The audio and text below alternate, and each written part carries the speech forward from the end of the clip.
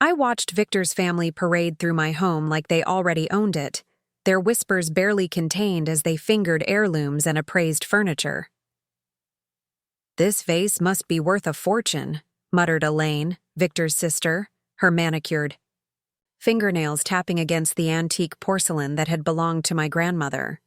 How thoughtful of Victor to leave it all to family who truly appreciate its history. I sipped my tea silently from the wingback chair in the corner, invisible to them as I had been for 40 years of marriage. The reading of the will was scheduled for 10 a.m. Attorney Gerald Hoffman had arrived early, setting up in Victor's study, with his leather briefcase and solemn expression. I'd known Gerald for decades. He and Victor had attended Harvard together, their friendship cemented through fraternity bonds and business deals I was never privy to.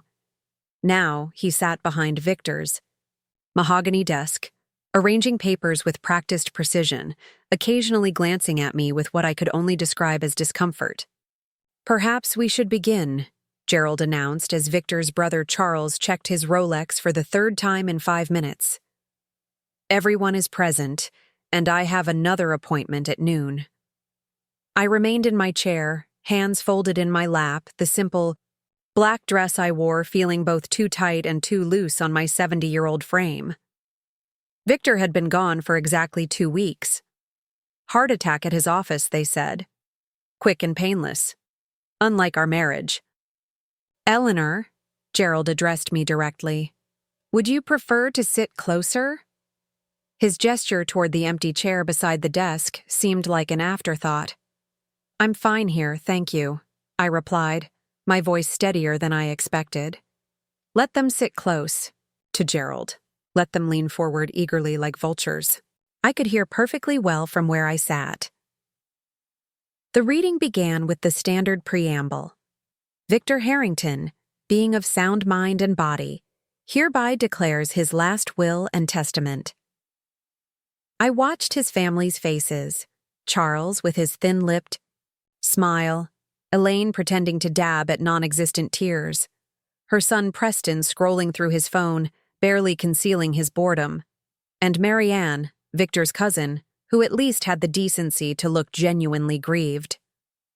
"To my wife, Eleanor Jean Harrington," Gerald read, adjusting his glasses, "I leave the sum of $500,000. Elaine's eyebrows rose slightly. Charles nodded as if this confirmed his expectations. $500,000, a pittance, compared to Victor's fortune, but they would see it as generous for a wife who brought nothing into the marriage except her youth and beauty, both long since faded. The remainder of my liquid assets, including all investments, bank accounts, and insurance policies, I leave to my sister Elaine, my brother Charles, and my cousin Marianne, to be divided equally among them." More nodding. Satisfied smiles poorly concealed behind hands and handkerchiefs. "My controlling interest in Harrington Enterprises will be divided as follows: 40% to Charles, 40% to Elaine's son Preston upon his 30th birthday, and 20% to the Harrington Family Foundation." Preston looked up from his phone for the first time, a slow smile spreading across his face. At 28, he would soon control a significant portion of a company he had never worked a day for. The family home in Martha's Vineyard I leave to Charles, the apartment in Manhattan to Elaine, the villa in Tuscany to Marianne. I kept my face carefully blank. We had spent 30 summers in that house on Martha's Vineyard. I had planted the gardens, selected every piece of furniture, hosted countless dinners for Victor's business associates. The Manhattan apartment had been my refuge during the winter months, and the villa in Tuscany. I had discovered it, fallen in love with its crumbling charm, overseen every detail of its restoration. Now they would belong to people who had visited them only as guests. As for the primary residence, Gerald continued, and I felt all eyes shift toward me. The house at 47 Hillcrest Drive and all its contents will naturally go to family, Charles interrupted, shooting me a look that contained equal parts triumph and warning. Gerald cleared his throat. Actually, Charles, if I may continue, I watched as Gerald turned a page, his expression shifting almost imperceptibly. There was a subtle tension in his shoulders that hadn't been there a moment before. The house at 47 Hillcrest Drive and all its contents are to remain in Eleanor's possession for as long as she wishes to reside there. However, Gerald paused, adjusting his glasses again. Upon her death, or should she choose to move elsewhere, the property, and all its contents, will transfer immediately to the rightful Harrington heirs, namely Charles, Elaine, and Marianne. Life tenancy. Victor had granted me life tenancy in my own home. The house I had lived in for 4 decades, decorated room by room, tended with care. I could stay until I died, a guest in what had never truly been mine. Furthermore, Gerald continued, and something in his tone made me look up sharply. There is a codicil to this will, added by Victor 18 months ago. 18 months ago. While I was visiting my sister in Oregon after her surgery. What had Victor done while I was away? Gerald removed a sealed envelope from his briefcase. Victor instructed that this codicil is to be read only in the event that certain conditions are met. According to his instructions, I am to verify these conditions before proceeding. What conditions? Charles demanded, leaning forward. This is the first I'm hearing of any codicil. Gerald ignored him, turning to face me directly. Eleanor, did Victor ever mention to you a company called Meridian Holdings? The name struck me like a physical blow. Meridian Holdings. The words had appeared on a document I had found in Victor's study 20 years ago. A document that had changed everything I thought I knew about my husband. Yes, I answered carefully, feeling the weight of everyone's stares. I am familiar with the name. Gerald nodded slowly. And did you ever discuss this company with Victor? No, I replied, the lie coming easily after decades of practice. He never spoke of it to me. Gerald studied me for a long moment, his eyes searching mine for something. Confirmation or denial, I couldn't tell. Then he broke the seal on the envelope and withdrew several pages. The room fell silent as he began to read. I, Victor Harrington, hereby amend my last will and testament with the following codicil. If at the time of my death, my wife Eleanor has remained silent about her discovery of Meridian Holdings and the documents pertaining to it, this codicil shall take effect immediately. My heart pounded against my ribs. The afternoon light streaming through the windows suddenly seemed too bright, too harsh. Around me, Victor's family exchanged confused glances. What is he talking about?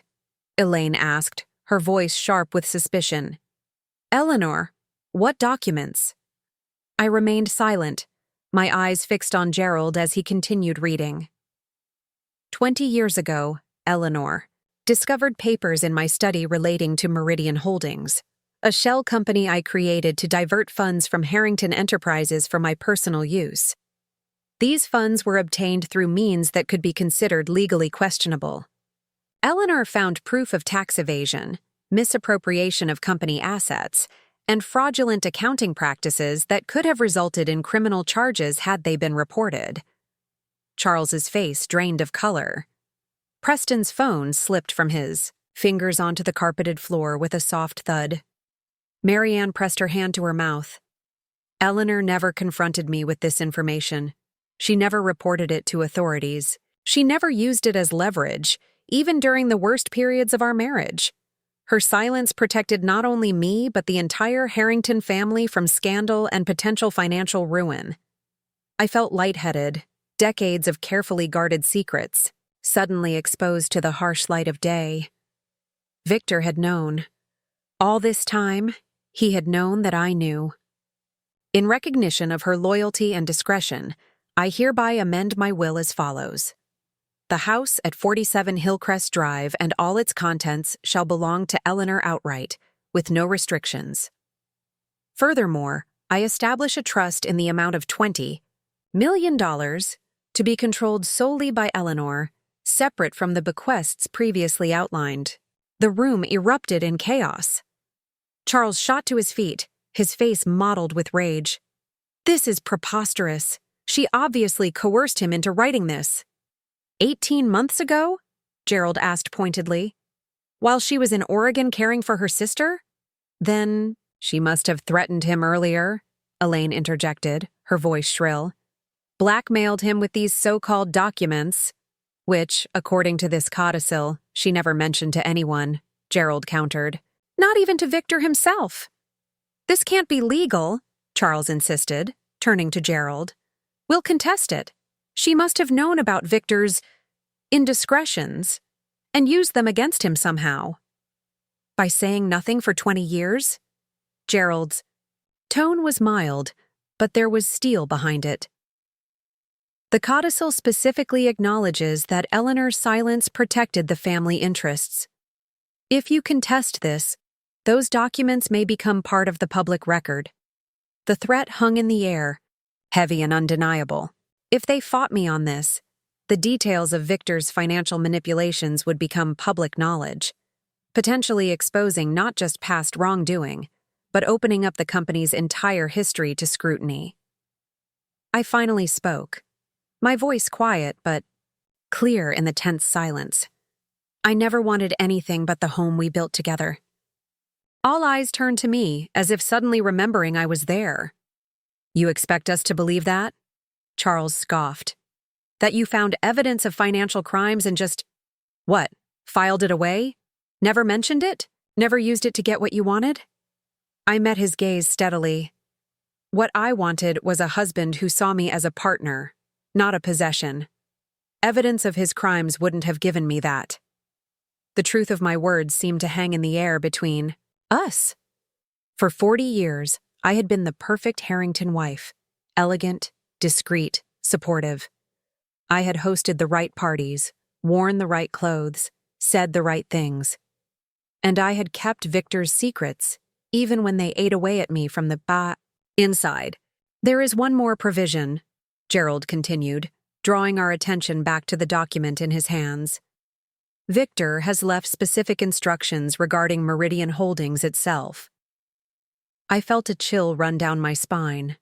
What more could there be? All documents pertaining to Meridian Holdings are currently stored in a safe deposit box at First National Bank, accessible only to Eleanor upon my death.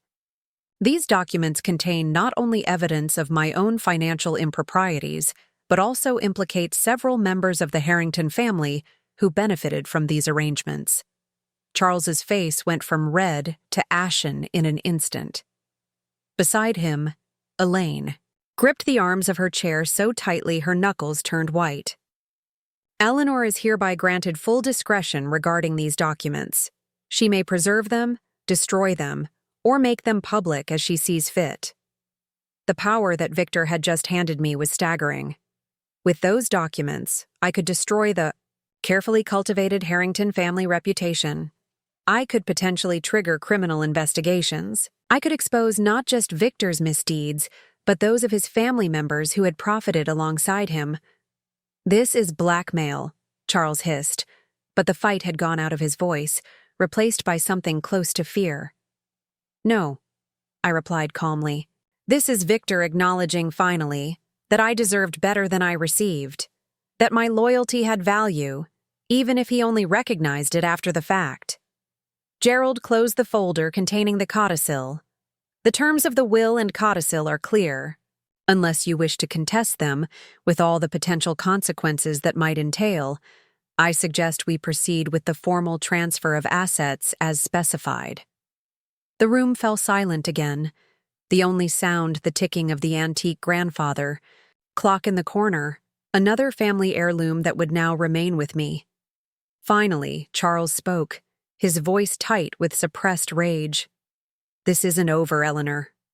I smiled for the first time that day, feeling something unfamiliar and exhilarating unfurl within me. Freedom, perhaps, or power, or simply the long-delayed arrival of justice. Actually, Charles, I believe it is. Unless you'd like me to exercise my discretion regarding those documents sooner rather than later. He held my gaze for a long moment before looking away, defeated. One by one, Victor's family members stood and left the room without another word, their earlier confidence replaced by a brittle silence. When only Gerald and I remained, he gathered his papers slowly, deliberately. "Victor came to see me after his diagnosis," he said quietly. "Pancreatic cancer, stage 4. He knew he didn't have much time." I felt the room tilt slightly.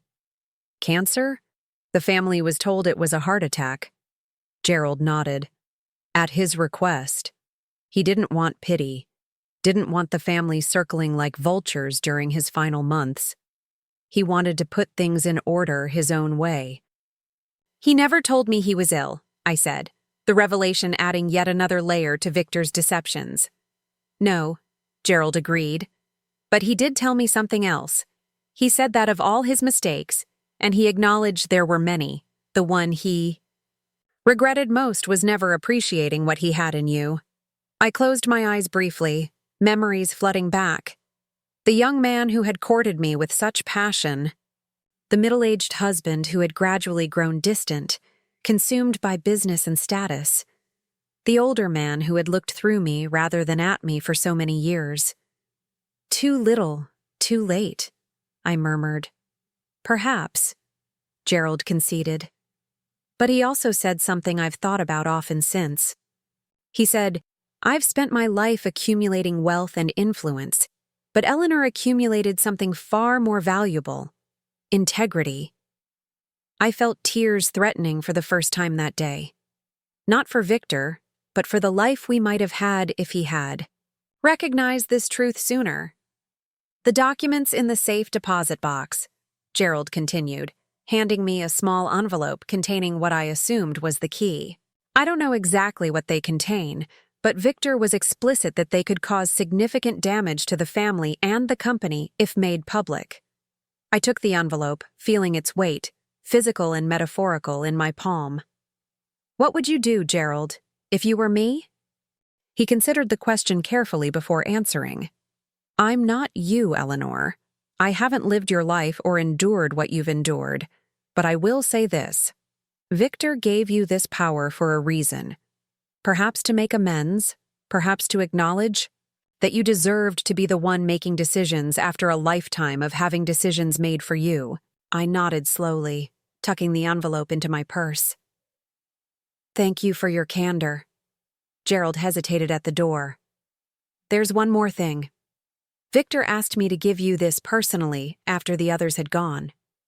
He handed me a sealed envelope with my name written on it in Victor's distinctive handwriting. After Gerald left, I sat alone in the silent house, my house now, truly mine, with Victor's letter in my lap. Outside, I could hear car doors slamming as his family departed, no doubt already on their phones to their own attorneys, trying to find loopholes, ways to challenge the codicil, to protect themselves from whatever revelations might be contained in those documents. With trembling fingers, I opened the envelope. "My dearest Eleanor, by the time you read this, I will be gone. Not from a heart attack, as everyone believes, but from the cancer that has been slowly consuming me from the inside. A fitting end, perhaps, for a man who has lived much of his life with rot at his core. I have no right to ask for your forgiveness. What I did to Harrington Enterprises was criminal. What I did to you was unforgivable. For 20 years, you have carried the burden of my secrets without complaint, without using them against me, even as I grew more distant, more dismissive of the one person who had shown me true loyalty. I do not expect these final actions to redeem me in your eyes. Nothing could. But I want you to know that in my final months, as I faced the reality of my mortality, it was your quiet strength that I admired most. Your dignity, your integrity. The house is yours now, truly yours. The money is a poor substitute for the partnership I should have offered you from the beginning. And the documents, they are the power I never willingly shared with you in life. Use that power as you see fit. Protect yourself. Claim the respect that is long overdue from my family, or burn it all to the ground if that will bring you peace. The choice at long last is entirely yours. With regret, with admiration, and with what love I am still capable of offering. Victor, I let the letter fall to my lap, tears finally spilling down my cheeks. Not for the man who had died, but for the decades lost, for the partnership that might have been, for the recognition that had come far too late. Tomorrow, I would go to the bank. Tomorrow, I would hold in my hands the evidence of Victor's crimes and decide the fate of the Harrington legacy. Tomorrow, I would begin to explore the contours of my newfound power. But today, in this moment, sitting in my chair in my house, I allowed myself to feel something I hadn't felt in 40 years of marriage to Victor Harrington. I felt free. The First National Bank stood imposing against the gray morning sky, its granite columns and brass doors a testament to old money and older secrets. I clutched my handbag tightly, the safe deposit box key nestled inside, feeling unnaturally heavy. After a sleepless night spent rereading Victor's letter, I had arrived precisely at opening time, determined to face whatever revelations awaited. Me? Mrs. Harrington, how lovely to see you, greeted Walter Fleming, the bank manager who had known Victor and me for 30 years. His smile was practiced, but his eyes held a hint of curiosity. News traveled fast in our circles. No doubt he had already heard about the contentious will reading. I need to access a safe deposit box, I said, my voice steadier than I felt. Victor made arrangements. Walter's professional demeanor never wavered. Of course. My condolences. On your loss? Loss? Such a simple word for the complicated absence Victor had left behind. He had been absent in many ways long before cancer claimed him.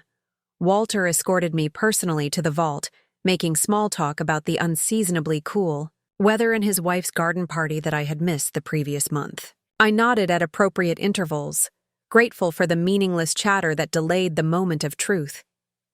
The safe deposit room was windowless and silent, except for the soft hum of fluorescent lights overhead. Walter inserted his key, then gestured, for mine.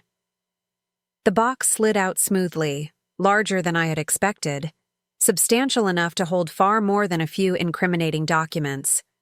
Take all the time you need, Mrs. Harrington. The private viewing room is yours for the day.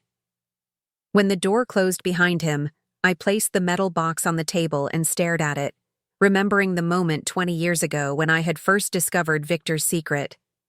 It had been an ordinary Tuesday. Victor was in London on business, and I was searching his study for our passport. We were planning a trip to Greece the following month, and I wanted to make sure it hadn't expired.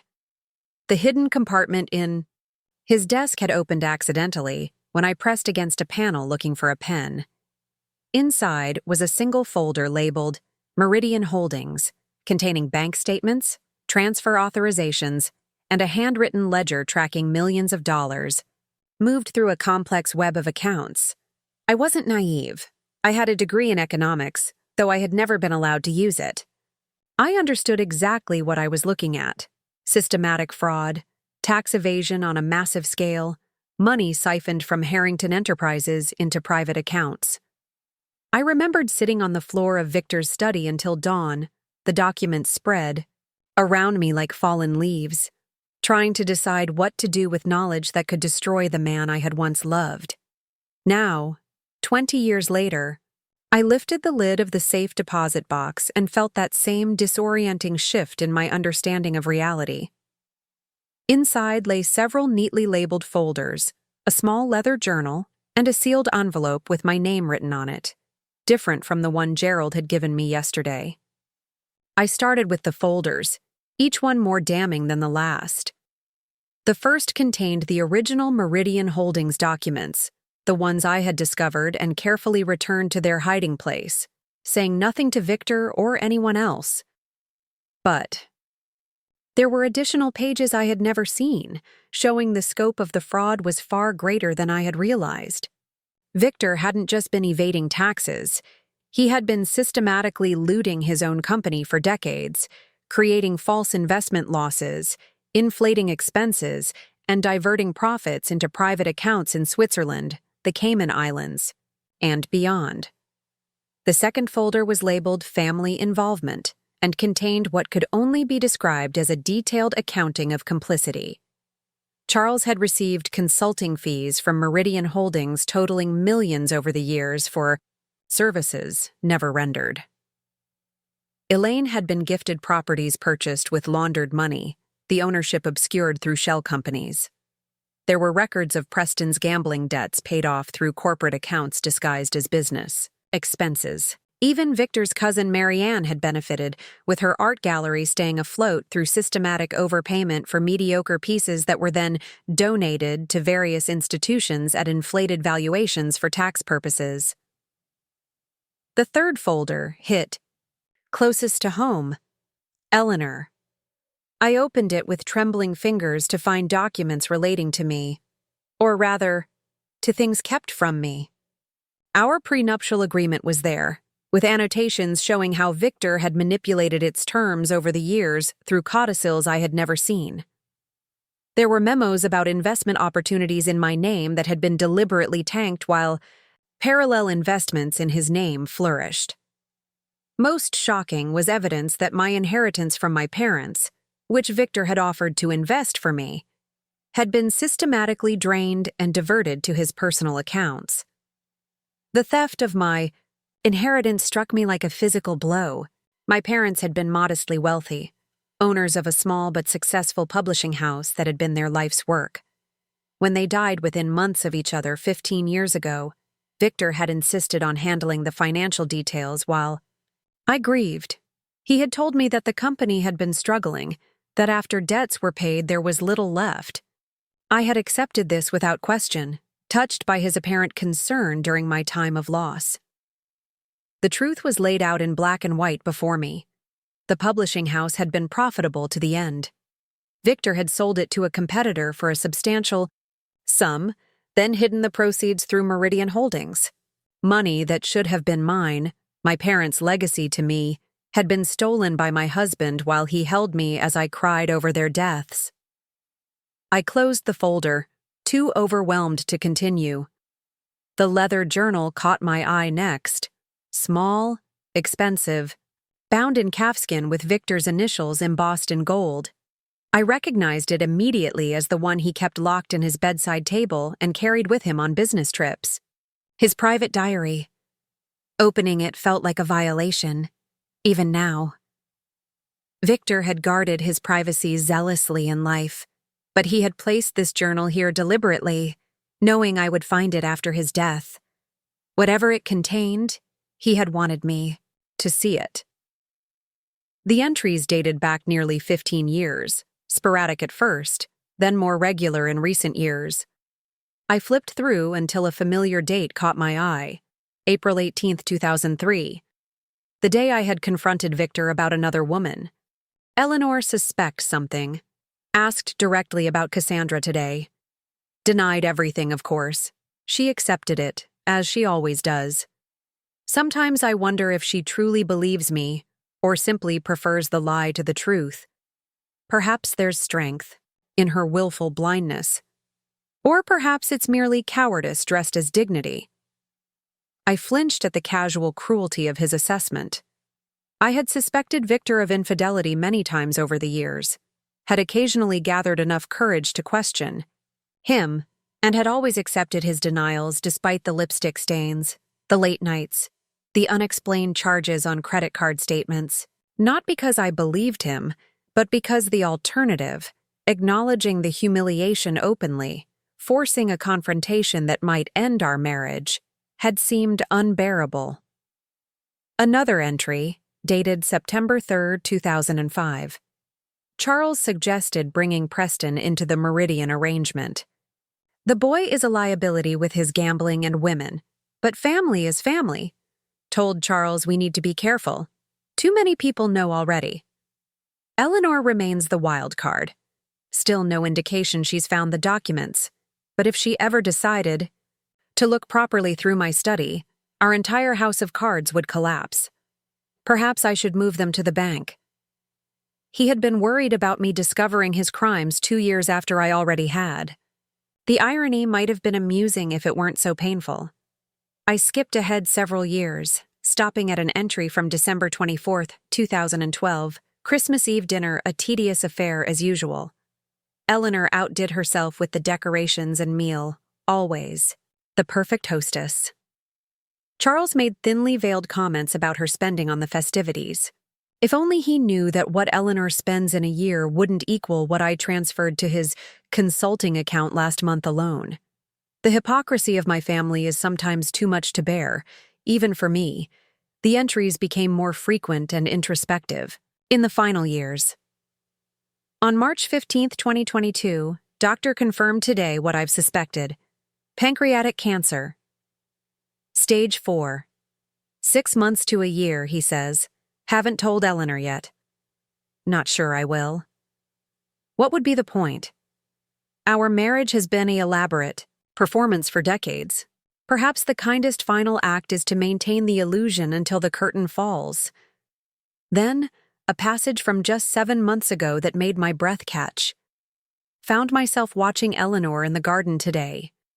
She's created something remarkable there.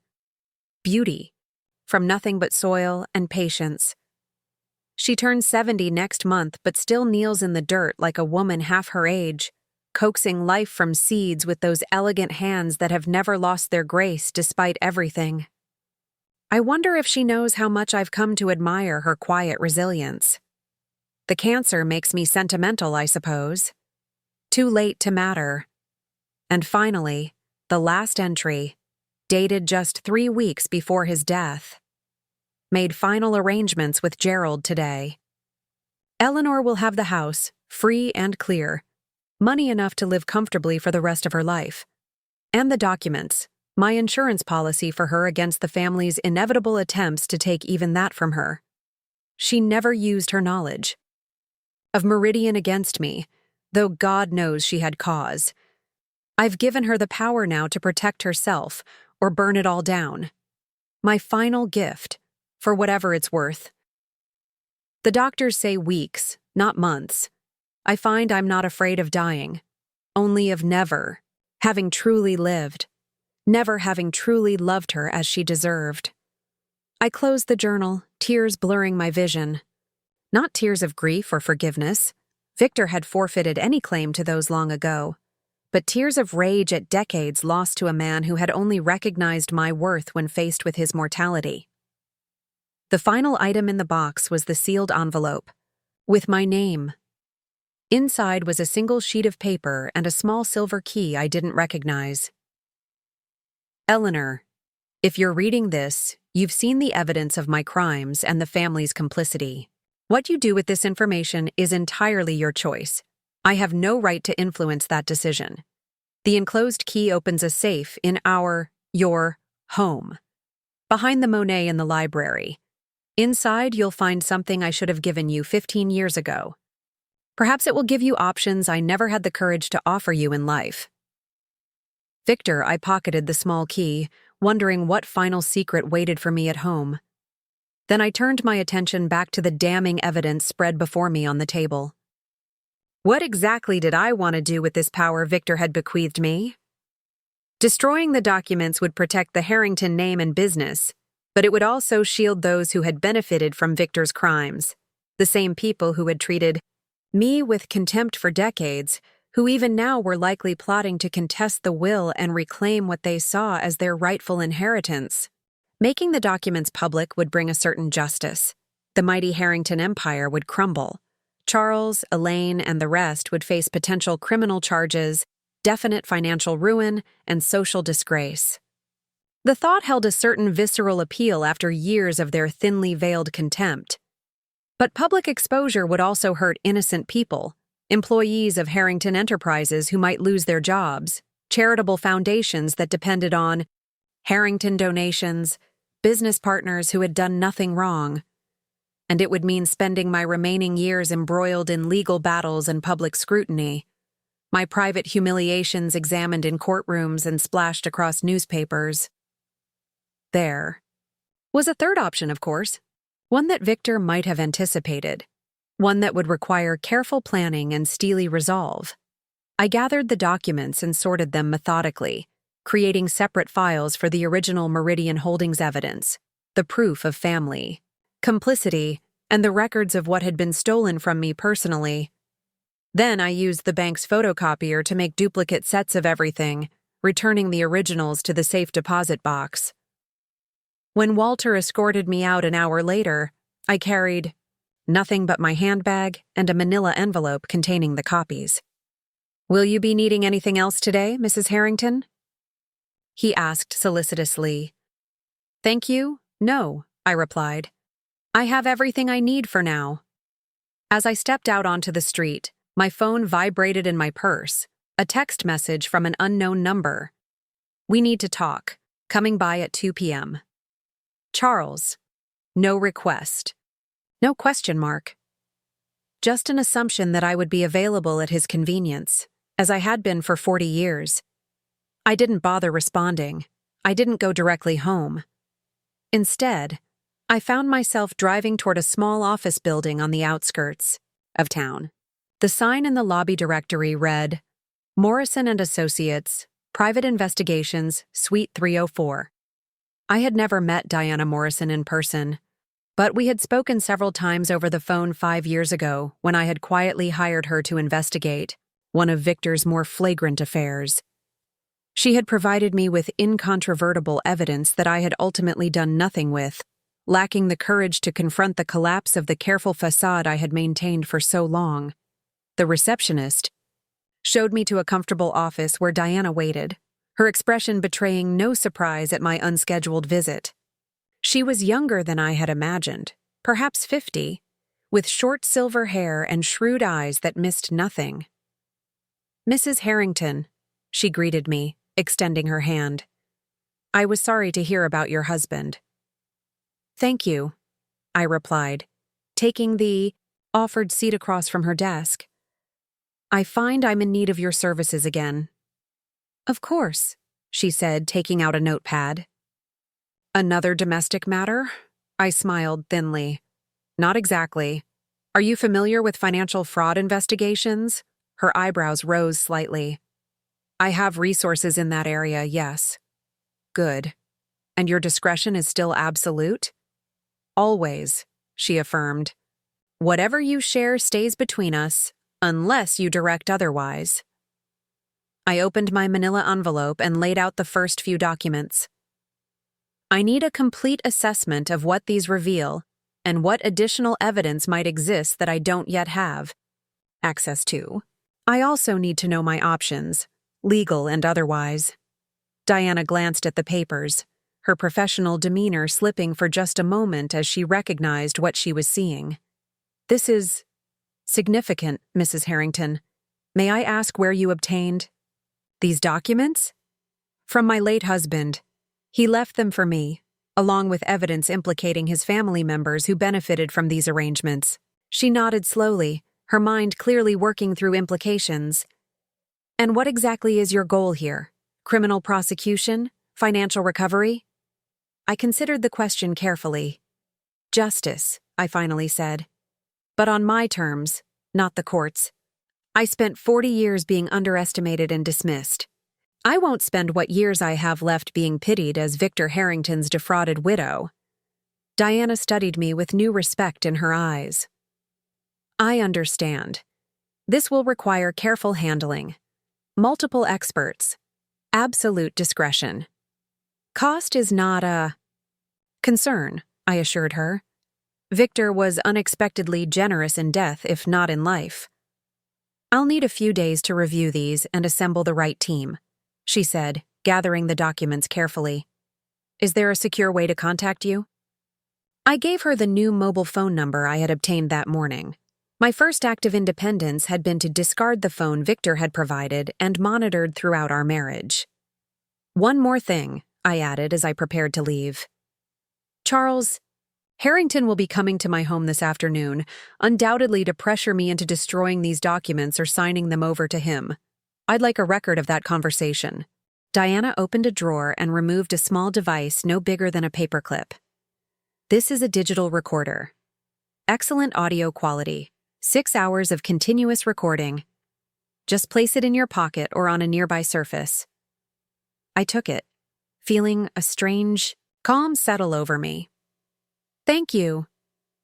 Mrs. Harrington, Diana called as I reached the door. Be careful. Men like Charles Harrington don't respond well to threats to their position or wealth.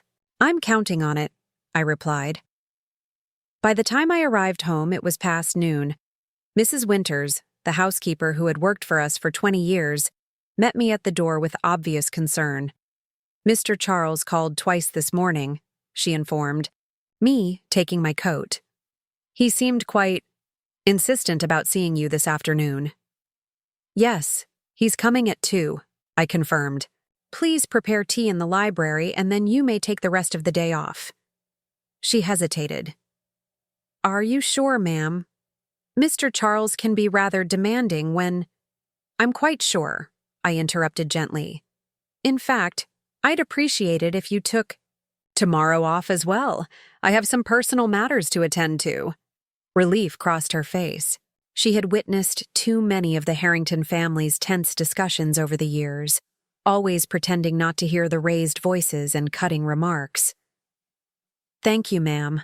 I'll prepare everything before I go.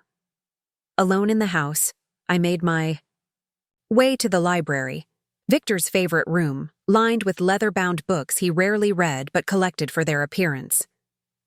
The Monet hung above the fireplace, an original water lily scene purchased at auction for a sum that could have funded a small hospital wing.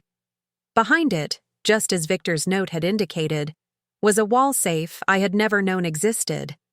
The small silver key fit perfectly. Inside the safe was a single item, a leather portfolio embossed with the logo of my parents' publishing company, Bradford Literary Press.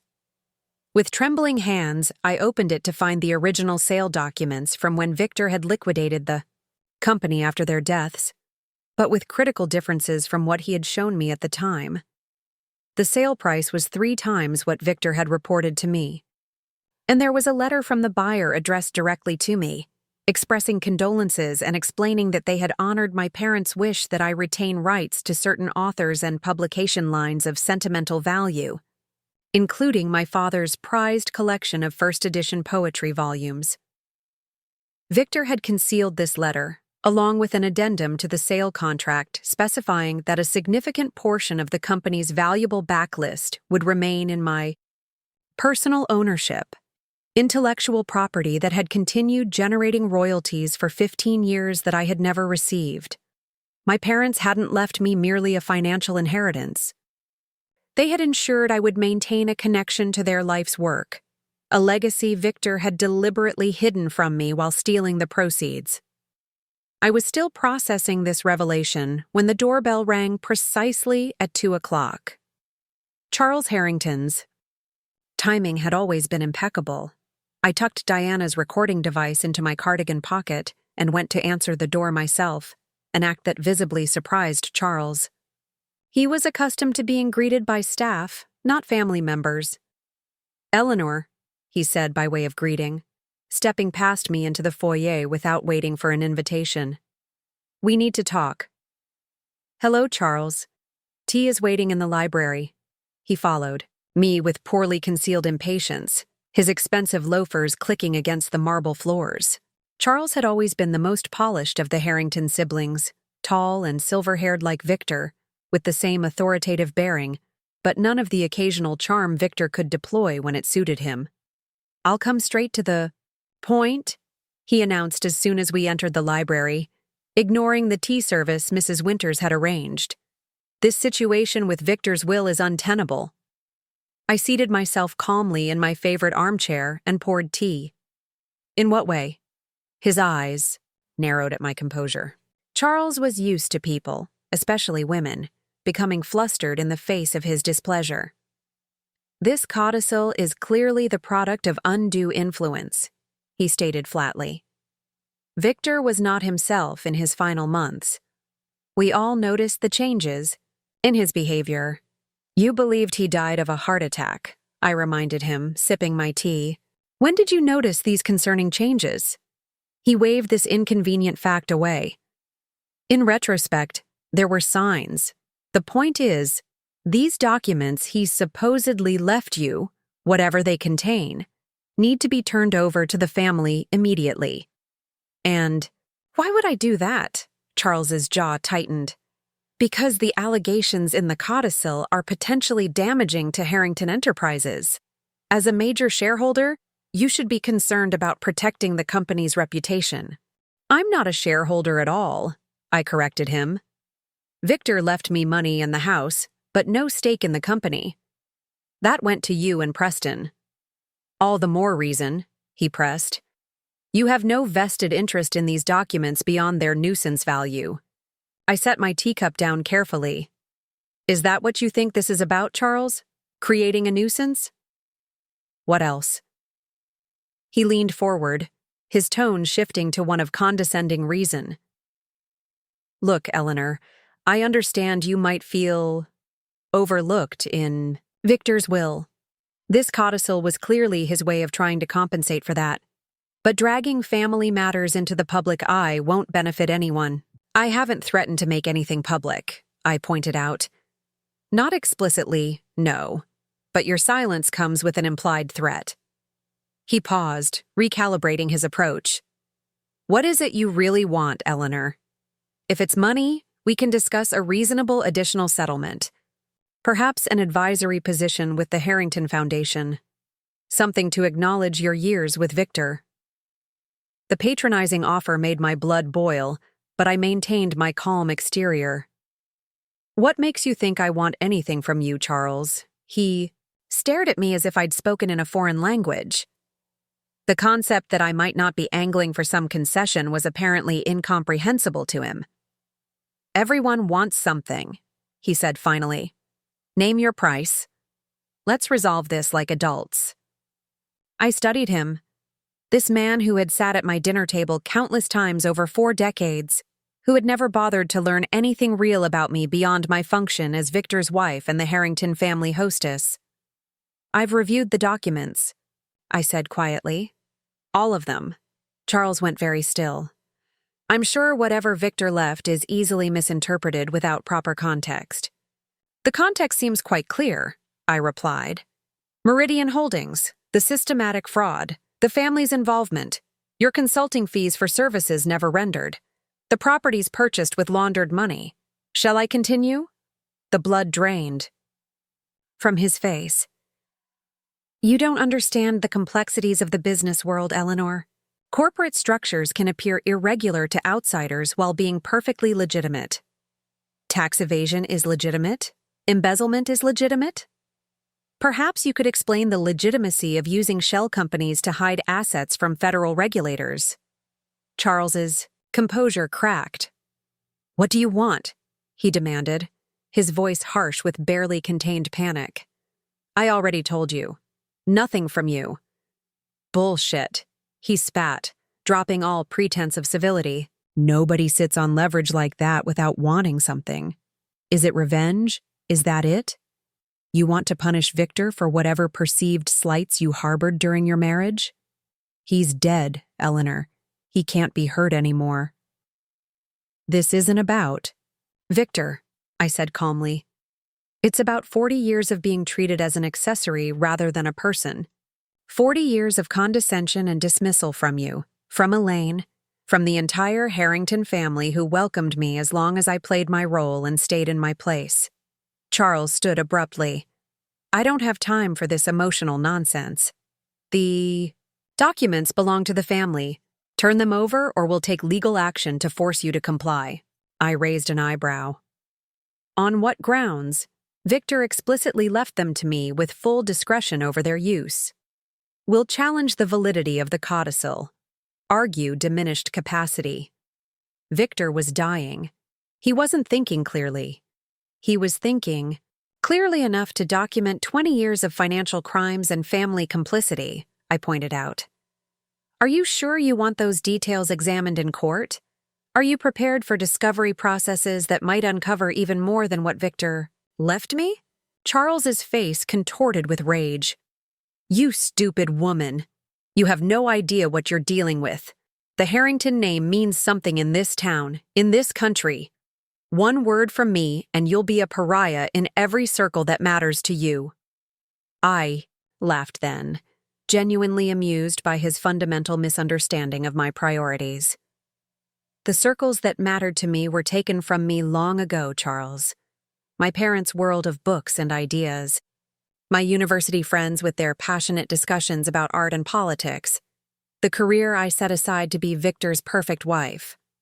I've spent 40 years in your precious circles, and I can assure you, becoming a pariah would be a promotion. He stared at me with naked hatred. This isn't over. Not by a long shot. Actually, it is, I replied, standing to signal the end of our meeting. Unless you'd like me to call Diana Morrison and direct her to deliver copies of certain documents to the Securities and Exchange Commission tomorrow morning. Diana Morrison? His confusion was momentarily genuine. My private investigator, I explained pleasantly. She's currently reviewing everything Victor left me, with particular attention to which federal agencies would be most interested in different aspects of the evidence. It was a bluff. Diana was indeed reviewing the documents, but I hadn't instructed her to contact any authorities. But Charles couldn't know that. The threat alone was enough to make him pale visibly.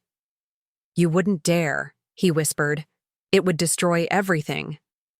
Not everything, I corrected him. Just the things built on lies and theft. Consider that before you or Elaine or anyone else in the family decides to challenge Victor's will. Charles grabbed his coat, his hands shaking with suppressed fury. At the library door, he turned back, his face a mask of cold rage. You'll regret this, Eleanor. I promise you that. After he stormed out, slamming the front door hard enough to rattle the chandelier in the foyer, I sank back into my chair, suddenly exhausted. The confrontation had gone exactly as I had expected. Yet the reality of openly defying a Harrington after decades of acquiescence left me feeling untethered, as if I had stepped off a cliff and wasn't sure yet whether I would fly or fall. I retrieved the recording device from my pocket, confirming it had captured our entire conversation. Charles's threats would make excellent evidence if things escalated further. My phone buzzed with a text from Diana. Need to meet tomorrow. Found something significant in the documents. Can come to you at 11 a.m. if convenient. I texted back my agreement, then sat in the gathering darkness of the library, contemplating the Monet above the fireplace and the safe hidden behind it. Victor had stolen my inheritance and my connection to my parents' legacy. Charles and the others had benefited from Victor's crimes while treating me with dismissive contempt. For 40 years, I had been the dutiful Harrington wife, gracious, accommodating, discreet. That woman was gone now, burned away by revelations from beyond the grave and replaced by someone I was only beginning to know. Someone who would no longer be silent, no longer be complicit, no longer be afraid. Charles was right about one thing. This wasn't over. It was only just beginning. The morning after Charles's visit dawned clear and cold, sunlight streaming through windows I had opened wide to air out the lingering presence of his threats. I had slept better than expected, waking with a clarity of purpose that felt foreign, yet exhilarating. For the first time in decades, I moved through the house not as its caretaker, but as its rightful owner. I spent the early hours in my parents' reading nook, a small alcove off the main library that Victor had tolerated as my personal space. Here I had displayed the few mementos of my parents that had survived Victor's systematic erasure of my past. Photographs, my mother's favorite teacup, my father's reading glasses. Now I placed among them the leather portfolio containing evidence of my stolen literary inheritance, a tangible reminder of what had been taken and what might still be reclaimed. At precisely 11, Diana Morrison arrived, carrying a sleek laptop and a document case. The confidence in her stride and the sharpness of her gaze reminded me of what I might have become in a different life, a professional woman respected for her mind rather than her social graces. Mrs. Harrington, she greeted me with a firm handshake. Eleanor, please, I corrected her, leading the way to the sunroom where I had prepared coffee. I'm trying to reclaim certain formalities from the Harrington influence. Diana smiled slightly. Eleanor, then. Thank you for seeing me on short notice. Your message sounded urgent. Not urgent, but significant. She set her laptop on the table between us. My team worked through the night analyzing the documents you provided. What we found goes beyond anything I initially suspected. She opened her computer and turned it toward me. On the screen was a complex diagram of interconnected entities, with Meridian Holdings at the center. This is a visualization of Victor's network, she explained. Meridian was just the beginning. We've identified at least 7 other shell companies, each serving a different function in moving and hiding assets. But that's not the significant part. She clicked to another screen showing financial records spanning decades. The earliest. Transactions we've found date back to 1979, she continued. 3 years before you and Victor were married. I blinked in surprise. But Harrington Enterprises wasn't even publicly traded then. It was still a private company run by Victor's father. Exactly. Diana's expression was grim. Victor wasn't the architect of this fraud, Eleanor. He was continuing a family tradition. The implication struck me like a physical blow. Edward Harrington, Victor's father, established these arrangements? All evidence points to it. And look here. She scrolled to a series of documents from the early 1980s. When Victor took control of the company after his father's death, there was a brief period when the Meridian accounts went dormant, almost as if he considered shutting it down. I remembered those early years of our marriage. Victor working late into the night, wrestling with the transition of power, occasionally confiding his doubts about his ability to fill his father's shoes. Had there been a moment when he might have chosen a different path? What changed? I asked. Diana clicked to another document, a loan agreement dated 1984. This. Harrington Enterprises was overextended on a major expansion. The banks were nervous, and suddenly, mysterious private investors provided capital at a critical moment. Investors who were actually Meridian Holdings? I guessed. Victor bailed out his own company with money his father had already siphoned from it, Diana confirmed. The perfect circular fraud. Once he crossed that line, the pattern was established. Each subsequent crisis or opportunity was addressed the same way. Move money out through Meridian during prosperous times, move it back during downturns, all, while evading taxes and creating the illusion of brilliant management. I sat back, absorbing this revelation. Victor hadn't created the corrupt system. He had inherited it along with the company. It didn't excuse his choices, but it contextualized them in ways I hadn't considered. There's more, Diana continued, clicking to a new set of documents. We found evidence of another player in this arrangement, someone who wasn't family but appears to have had intimate knowledge of the fraud from the beginning. A name jumped out from the screen. Lawrence Kenwood. Lawrence? I whispered, genuinely shocked. Victor's college roommate?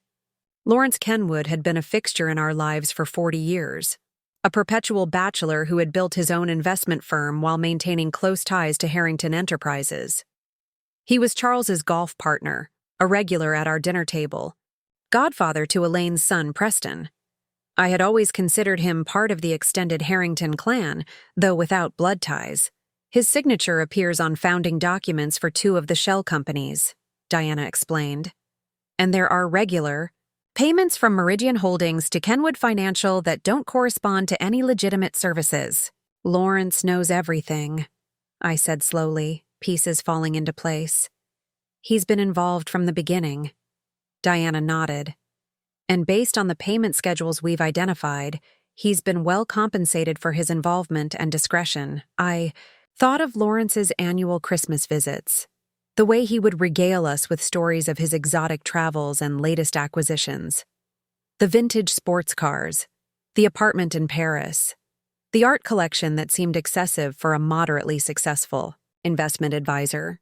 He's coming to the house tomorrow, I said, remembering the condolence call I'd received the previous evening. He said he wanted to pay his respects and discuss some papers Victor had left with him. Diana's eyes sharpened. What papers? He didn't specify. I assumed it was some personal memento. Or could be something more significant. Diana closed her laptop. Lawrence Kenwood may be testing the waters, trying to determine how much you know and what you intend to do with that knowledge. I considered this possibility. Should I cancel his visit? On the contrary, Diana's smile was calculating now. This is an opportunity to gather more information. If you're comfortable with it, we should prepare for this meeting carefully. For the next hour, Diana outlined a strategy for my conversation with Lawrence. What questions to ask, what information to reveal or withhold, how to interpret his responses. By the time she packed up her materials, I felt equipped for the chess. Match ahead. One more thing, Diana said at the door. Have you considered what justice looks like for you in this situation? What outcome would bring you peace? The question caught me off guard. In the whirlwind of revelations, I had been reacting rather than planning, focusing on protection rather than resolution. I need time to think about that, I admitted. Diana nodded. Take that time. But remember, you're in a position of significant leverage now.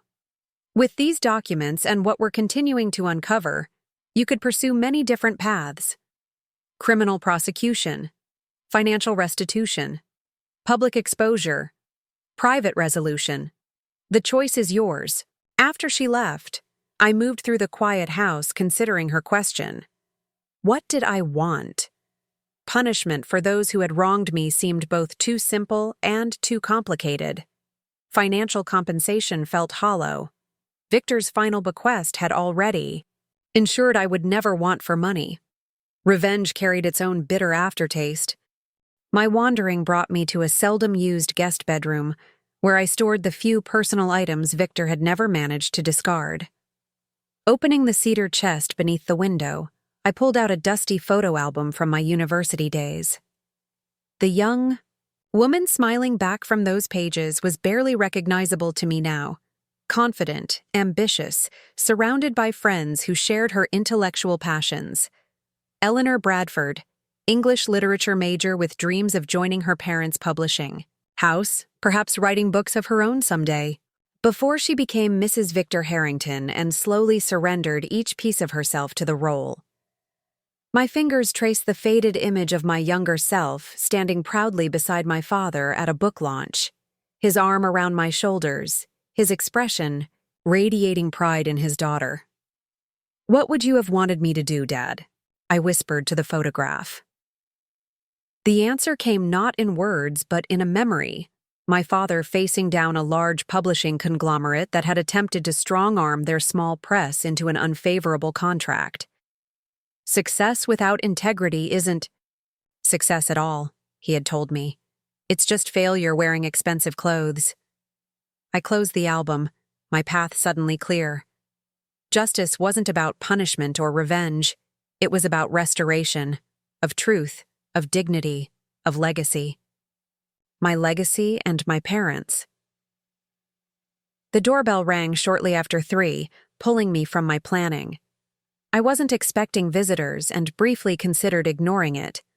But something compelled me to answer. Perhaps the new spirit of confrontation I was nurturing. Elaine Harrington stood on my doorstep, her Mercedes idling in the circular drive behind her.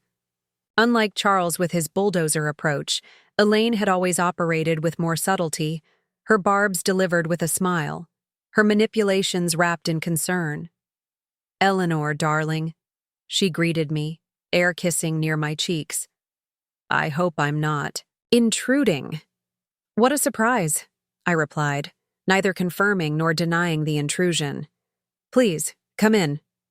Elaine swept into the foyer, her gaze cataloging every item as if mentally appraising its value. She had always coveted Victor's art collection, particularly the Monet in the library. "I won't stay long," she assured me, though she made no move to remain near the door. "I just wanted to see how you're holding up. These first weeks are the hardest. I remember from when I lost Richard. Richard, her first husband, had died of a heart attack 20 years ago. An event Elaine had parlayed into a substantial settlement and a dramatic personal narrative she still referenced regularly. Her second husband, a real estate developer, 15 years her junior, was conspicuously absent from most family gatherings. "I'm managing," I said, leading her to the sitting room rather than the library where evidence of my investigations remained spread across the desk. "Would you like tea?" "No, thank you." She settled gracefully onto the sofa, arranging her camel coat around her. "I've just come from lunch with Preston. He's terribly concerned about you, as are we all." I doubted Preston had spared me a single thought. At 28, Victor's nephew lived a charmed life of minimal responsibility and maximum indulgence, his primary occupation appearing to be spending his trust fund in increasingly creative ways. "How thoughtful," I murmured. Elaine sighed dramatically. "Eleanor, I'm going to be direct. Charles told me about your difficult conversation yesterday." "Did he?" I found it quite clarifying. Her perfectly manicured hand fluttered dismissively. "Charles can be abrupt. We all know that. The grief affects us in different ways. But his heart was in the right place." "Was it?" I asked mildly. "Of course." Her tone shifted to one of practiced sympathy. "We're all concerned about these documents. Victor apparently left you. Whatever they contain, dredging up old business matters can only cause pain, to you and to the family." "I appreciate your concern," I replied, keeping my expression neutral. But Victor was quite explicit about his wishes regarding those documents. Elaine leaned forward, lowering her voice as if sharing a confidence. "Between us, Eleanor, we both know Victor wasn't himself toward the end. The heart condition— cancer," I corrected her. She blinked, momentarily thrown off script. "I'm sorry?" Victor had cancer, not heart disease. The heart attack story was a fiction he created to avoid what he considered the indignity of a prolonged illness. I didn't know." For once, Elaine's composure cracked, genuine surprise showing through her polished veneer. "Few did," I acknowledged, but it gave him several months to put his affairs in order with complete clarity of mind. Elaine recovered quickly. All the more reason to question his judgment. Terminal illness can distort one's thinking, create irrational fixations or suspicions. "Is that what you think happened? Victor developed irrational suspicions about financial improprieties within the family business?" I kept my tone innocent, but Elaine's slight flinch told me the barb had landed. "I think," she said carefully, "that whatever Victor left you might be easily misinterpreted without proper context. Business documents can appear suspicious to those without financial expertise." It was the same line Charles had tried, the suggestion that I was too simple to understand what I had discovered. 40 years of such condescension had trained me to nod and concede, to accept their definition of my limitations. Not anymore. "Fortunately," I replied, "tax fraud and money laundering are fairly straightforward concepts, even for someone with my limited financial expertise." Elaine paled visibly. "Those are serious accusations, Eleanor." "They're not accusations. They're documented facts Victor preserved in considerable detail, including records of which family members benefited from these arrangements." She stood, abruptly, abandoning all pretense of a casual visit. "What exactly are you planning to do, Eleanor?" I rose as well, no longer willing to look up at her. "I haven't decided yet. I'm considering my options carefully." "We could make this unpleasant." "For you," she warned, her voice hardening. "Contest the will, challenge the codicil, drag proceedings out for years." "You could," I agreed. "And in the process, every document Victor left would become part of the legal record, available to prosecutors and regulatory agencies. Is that a risk you're prepared to take, Elaine? Are you certain your financial affairs would withstand that level of scrutiny?" The threat hung between us, neither of us blinking. "What do you want?" she finally asked, echoing her brother's question from yesterday. "Justice," I replied simply. Elaine's laugh was brittle. Justice? After 40 years of enjoying the Harrington wealth and privilege? You didn't seem concerned about justice when you were wearing couture and vacationing in Tuscany. The accusation stung more than I wanted to admit, not because it was entirely fair, but because it contained a kernel of truth. I had accepted the comforts of my gilded cage, had looked away from questions about where the gold came from. "You're right," I acknowledged, surprising her. I was complicit in my silence. But complicity and victimhood aren't mutually exclusive. Elaine, I can recognize my own failures while still holding others accountable for theirs. She stared at me as if seeing me for the first time, not as Victor's decorative wife, but as someone capable of moral complexity and self-reflection. "You've changed," she said finally, a note of uncertainty in her voice. "No," I corrected her. "I've remembered who I was before the Harrington family convinced me to forget." Elaine gathered her coat around her like armor. "This conversation isn't over." "No," I agreed. "But the old patterns are. Please see yourself out." After she left, I returned to my parents' reading nook, my resolve strengthened by the back-to-back attempts at intimidation. Charles had tried force, Elaine manipulation. Both had failed. But I harbored no illusions that they would simply concede. Defeat. The stakes were too high. Their reputations, their financial security, their freedom potentially.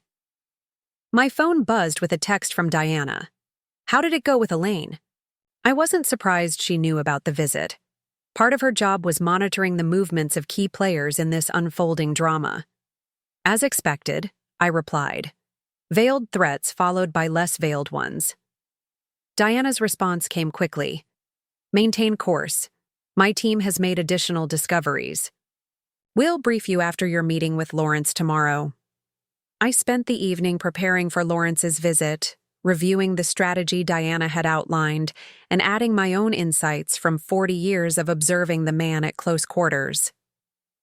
Lawrence had always been charming, attentive, particularly to me when Victor wasn't looking. I had interpreted his attention as harmless flirtation from a perpetual bachelor. Now I wondered if it had been something more calculated, keeping the potential weak link in the Harrington chain pacified and distracted. The next morning, I dressed with deliberate care, not in my usual conservative Harrington wife attire, but in clothes that reclaimed pieces of my pre-Victor identity. A deep blue cashmere sweater that matched my eyes, silver earrings my mother had given me for my college graduation, comfortable slacks rather than the formal skirts Victor had preferred. Small rebellions, perhaps, but they bolstered my confidence. Lawrence arrived precisely at 11, bearing an elaborate bouquet and a solemnity that seemed rehearsed rather than genuine. His silver hair was impeccably styled, his cashmere coat, and handmade shoes broadcasting the quiet wealth he had always cultivated. "Eleanor, my dear." He embraced me carefully as if I might shatter. "How are you holding up?" "Better than expected," I replied, accepting the flowers with appropriate gratitude. "Please, come in. I've prepared coffee in the library." A flicker of something, surprise, perhaps concern, crossed his face at the mention of the library, but his practiced smile never wavered. "Perfect. I've always loved that room. So many memories of Victor and me discussing business by the fire." I led him through the house, noting how his gaze lingered on certain items, the Patek Philippe clock in the hallway, the small jade collection in the display cabinet, the first edition books Victor had acquired more for their investment value than any love of literature. The library was bathed in morning light, the Monet above the fireplace, and the hidden safe behind it, gleaming in the sun. I had deliberately left certain files visible on Victor's desk, their labels obscured but their presence unmistakable. Lawrence settled into one of the leather armchairs, accepting the coffee I offered with a murmur of thanks. "This house won't be the same without Victor," he observed, his eyes scanning the room. 40 years of history in these walls." "Yes," I agreed. Though I'm discovering some of that history is quite different from what I believed. His hand paused imperceptibly as he raised his cup. Grief can distort our memories sometimes, make us question things we thought we knew. It's not grief distorting things, Lawrence. It's documents.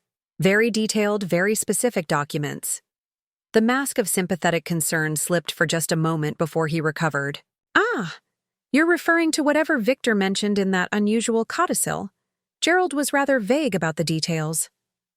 Was he? How interesting, considering your name appears prominently in those documents. Lawrence set his cup down carefully. Does it? In what context, may I ask? I met his gaze directly. Meridian Holdings, offshore accounts, corporate structures designed to hide assets and evade taxes, shell companies you helped establish and maintain for decades. To his credit, Lawrence didn't attempt further denial. Instead, he sighed deeply, the performance of the concerned family friend falling away. I wondered if Victor would leave a paper trail, he said, his tone resigned. He became increasingly, let's say, conscientious about documentation in recent years, especially after his diagnosis. So you knew he was ill? Lawrence nodded. He confided in me almost immediately. We've been friends for 50 years, Eleanor. There were few secrets between us. Except the ones you kept from me, I observed. Like the fact that my husband was continuing his father's tradition of systematic fraud.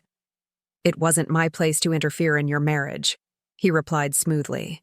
Besides, those arrangements were established long before you came into the picture, and continued throughout my 40 years in the picture, I countered.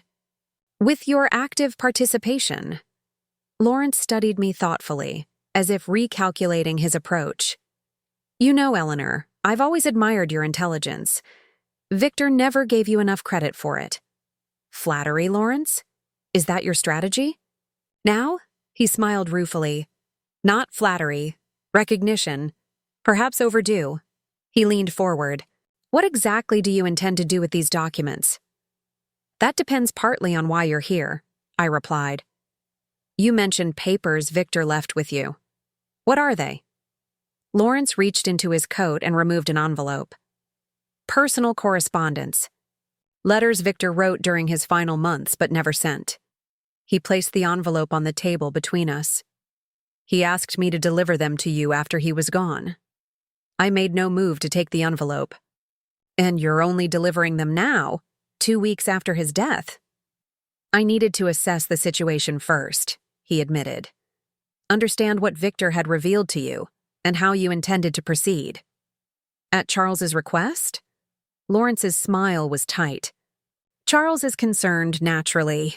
The family has a lot to lose if certain historical business practices became public knowledge. So you're here as his emissary?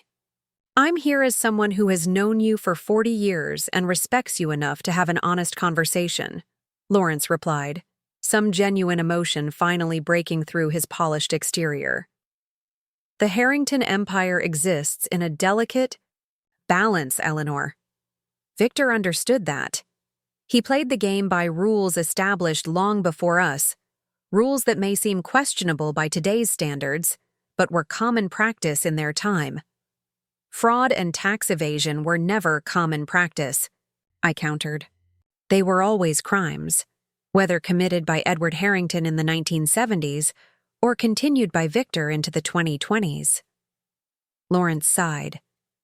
The world isn't that black and white, especially in business.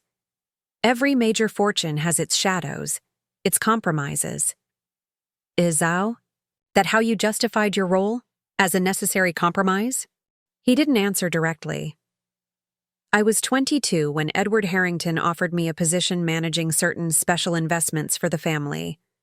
A poor scholarship boy suddenly given entree to a world of wealth and influence. Would you have refused?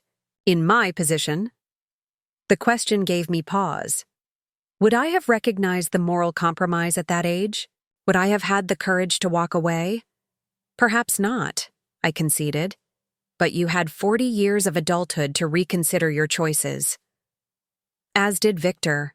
Lawrence pointed out. As did you, once you discovered the Meridian documents 20 years ago. The observation landed like a slap. That's different. I wasn't actively participating in fraud. Weren't you? His tone was gentle but relentless.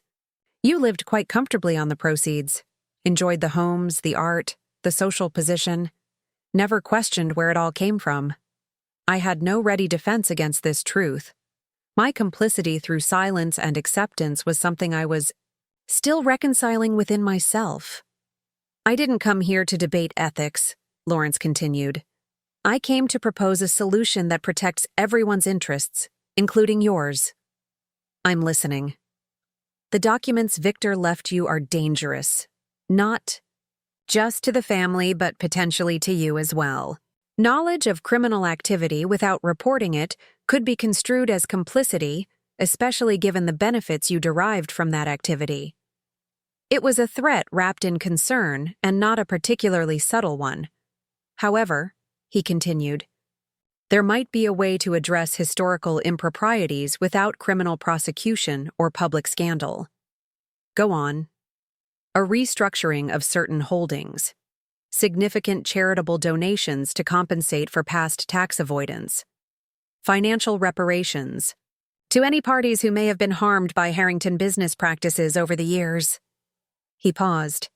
Including you, Eleanor. Victor's codicil acknowledged that you were wronged, that your inheritance from your parents was mishandled. My ears perked up at this last point. You know about my parents' publishing company? Lawrence nodded. Victor consulted me when liquidating those assets. I advised against his approach, for what it's worth, but he was determined to consolidate control over your financial resources. A hot flare of anger surged through me. You knew he was stealing my inheritance and did nothing? I expressed my concerns, Lawrence replied defensively. Victor assured me it was a temporary arrangement, that the proceeds would eventually be invested for your benefit through Harrington channels. A lie you chose to believe because it was convenient. Lawrence had the grace to look ashamed. Yes, one of many compromises I made over the years. He straightened in his chair. But I'm in a position now to help rectify some of those wrongs. The intellectual property rights Victor concealed from you, they can be restored. The royalties that should have accrued to your account over the past 15 years can be calculated and repaid with interest. In exchange for what? I asked, though I already knew the answer. Discretion, he confirmed. Maintain the privacy of Victor's documents. Allow the family to address historical issues internally, without regulatory involvement or public disclosure. It was a tempting offer in some ways. My parents' legacy restored. Financial compensation for what had been stolen. A tidy resolution without protracted legal battles or public scrutiny of my own complicity. I'll need to consider this proposal carefully, I said finally, and consult with my advisors. Lawrence's eyebrows rose slightly. Advisors? I was under the impression you were handling these matters personally. Times change, Lawrence. I've engaged professional assistants to help me understand the full implications of Victor's documents. Concern flickered across his face. May I ask who you're working with? You may ask, I replied with a small smile. Now, about those letters. Lawrence pushed the envelope toward me again. Victor wrote them during his final months, one each week. He asked me to ensure they reached you privately, away from the family's prying eyes. This time I took the envelope, feeling its substantial weight. At least a dozen letters inside, based on the thickness. Thank you for delivering these, I said, softening my tone slightly. Whatever our differences, I know Victor valued your friendship. Lawrence stood, recognizing the dismissal. He valued you too, Eleanor, in his way. Those letters might help you understand that better. He paused at the library door. I'll await your response to our discussion. Please consider it carefully. Not everyone in the family will be as diplomatic in their approach to this situation. Is that a threat, Lawrence? A reality, he corrected gently. Charles is already exploring more aggressive options. Elaine is reaching out to social connections who might influence your standing in the community. I'm offering a path that avoids unnecessary conflict. After he left, I sat with the envelope of letters in my lap, tempted to open them immediately, but hesitant to allow Victor's voice back into my thoughts just yet. Instead, I called Diana to report on my conversation with Lawrence. He offered restoration of your parents' intellectual property rights and financial compensation, she confirmed after I relayed the key points. That's significant. They're clearly worried about what might be exposed. Is it a reasonable offer? I asked. It's a starting point, Diana replied. But incomplete. We've identified additional assets that rightfully belong to you. Investments made with your diverted inheritance that have appreciated substantially. And it doesn't address the broader ethical questions about the family's fraudulent activities. Lawrence suggested charitable donations to compensate for tax evasion. Diana's laugh was short and skeptical. A convenient solution that would likely provide additional tax benefits to the family. No, Eleanor. If justice is your goal, there are more comprehensive approaches available. Such as? I'd prefer to discuss those in person. My team has prepared several scenarios based on our ongoing investigation. Can you come to my office tomorrow morning? There's something I'd like to show you that's better not discussed over the phone. I agreed to the meeting, my curiosity piqued. After ending the call, I returned to the envelope of letters, finally ready to hear Victor's posthumous thoughts. The letters were arranged chronologically, each dated and numbered. The first was written just days after his cancer diagnosis, the last only 3 days before his death. I opened the earliest one and began to read. Eleanor, the doctor delivered his verdict today. Pancreatic cancer, stage 4. 6 months at best, he says. I declined the chemotherapy option. What's the point of extending a life already overextended? I haven't told you. Won't tell you. Our marriage has been a series of necessary fictions for so long that one more seems trivial by comparison. Besides, what comfort could you possibly offer that wouldn't feel hollow to us both? Lawrence suggests I use this time to put things right, as if 40 years of wrongs could be rectified in 6 months. But he did convince me to write to you. Letters you'll receive only after I'm gone, when honesty can no longer threaten the careful distance we've maintained. I wonder if you'll even read these. Perhaps you'll burn them unread, a final rejection of explanations that come too late to matter. I wouldn't blame you, but if you are reading, know this. I am not writing to seek forgiveness. Some transgressions are beyond forgiveness. I write, instead for understanding, yours and, perhaps surprisingly, my own. Tomorrow I will begin the process of amending my will. The lawyers will think me sentimental, a dying man's attempt to make peace. Let them think what they will.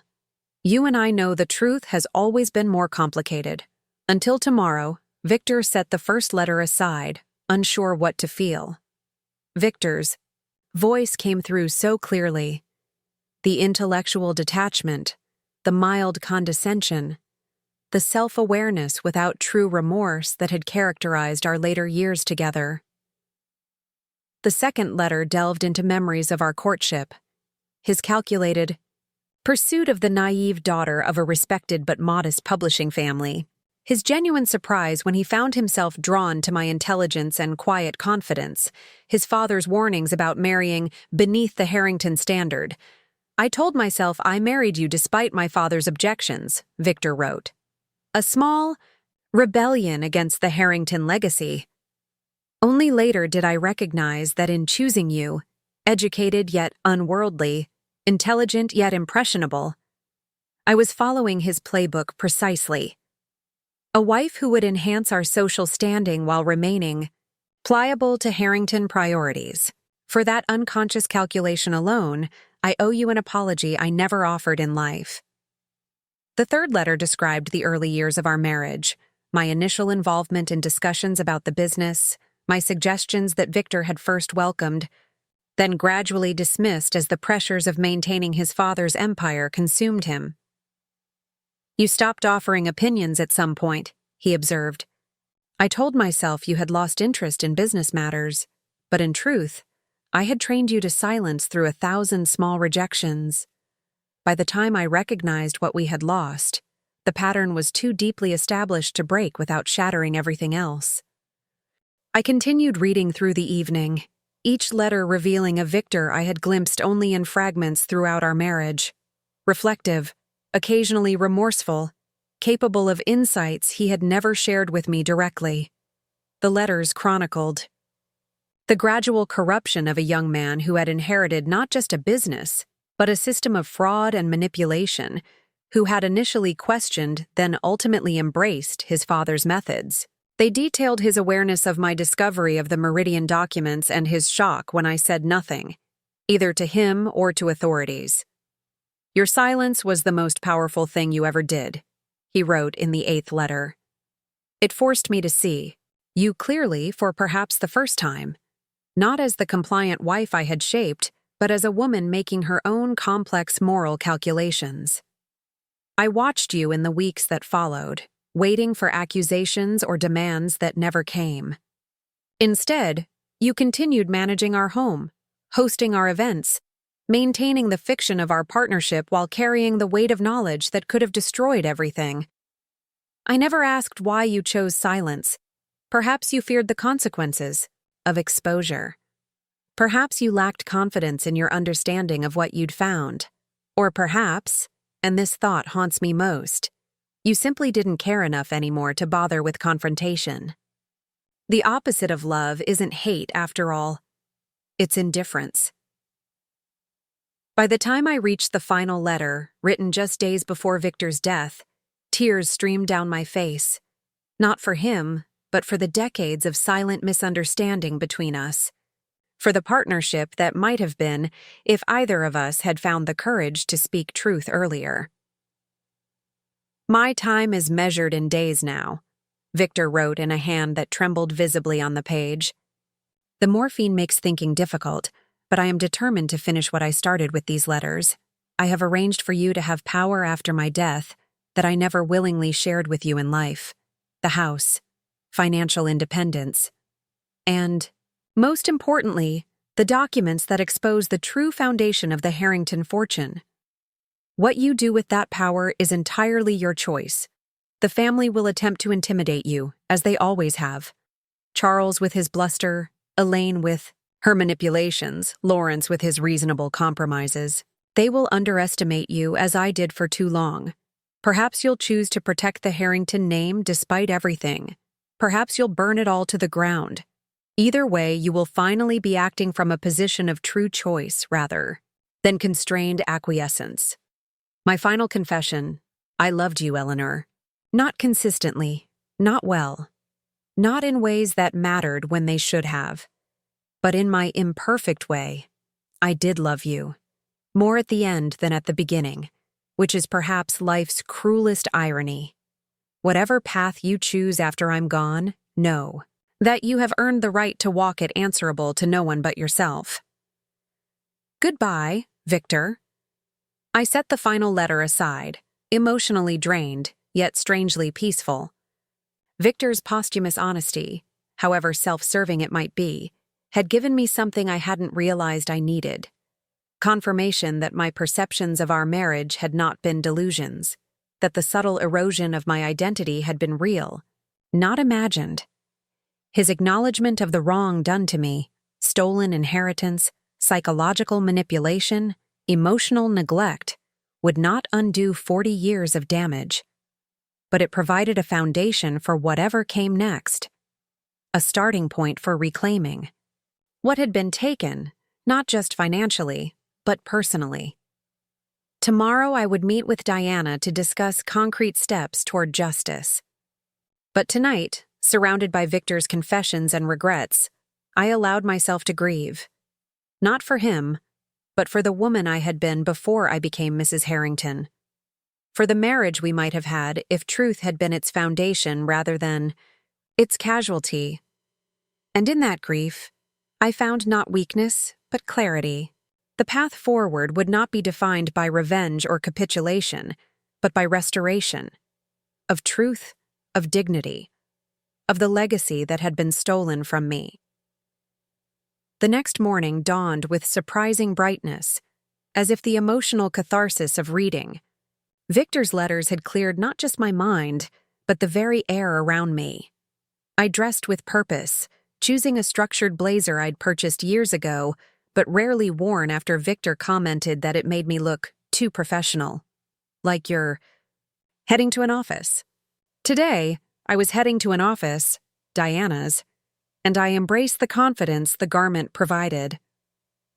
Diana's headquarters occupied the top floor of a discreet office building downtown, its entrance marked only by a small plaque reading Morrison and Associates. The reception area was elegant but understated, designed to put clients at ease while conveying competence rather than ostentation. "Eleanor?" Diana greeted me, emerging from her private office. "Thank you for coming. We've made significant progress overnight." She led me past a series of offices where analysts worked at computer screens displaying complex financial data and document scans. In a glass-walled conference room, 3 people waited. A silver-haired man in his 60s, a younger woman with sharp eyes and a tablet, and a middle-aged man whose casual attire couldn't disguise the intensity of his focus. "My specialized team," Diana explained. "Martin Chen, forensic accountant, Rebecca Winters, corporate attorney, and James Donovan, digital forensics expert."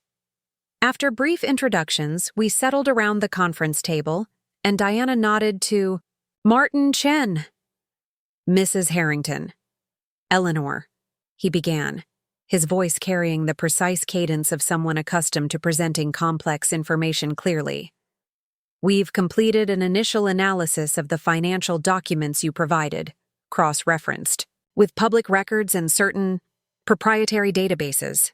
"What Martin means," Diana interjected with a slight smile, "is that we've accessed information through channels that give us a more complete picture than what's officially available. The Harrington financial empire is built on 3 distinct layers," Martin continued, bringing up a diagram on the large screen at the end of the room. "The visible layer, legitimate businesses, public holdings, charitable foundations. The gray layer, legal but ethically questionable tax minimization strategies, holding companies, and strategic accounting practices. And finally, the hidden layer, Meridian Holdings and its satellite entities engaged in outright fraud, tax evasion, and money laundering." Rebecca Winters, the attorney, took over. "What makes this case particularly complex is the duration, over 4 decades, and the gradual evolution of financial regulations during that period. Some practices that were merely questionable in the 1980s became explicitly illegal in later years, yet the Harrington operation continued them without adaptation, meaning increased liability over time," I observed. "Precisely," Rebecca nodded approvingly. "The statutes of limitations have expired on the earliest infractions, but the ongoing nature of the scheme means significant exposure remains for actions within the past decade." "What about my personal situation?" I asked. "The inheritance from my parents that Victor diverted?" James Donovan, the digital forensics expert, leaned forward. "That's where we've made the most interesting discoveries." He tapped on his laptop, bringing up a new screen showing a complex web of transactions. "Victor didn't simply take your inheritance and spend it. He invested it, quite successfully, through a separate channel from the main Meridian operations.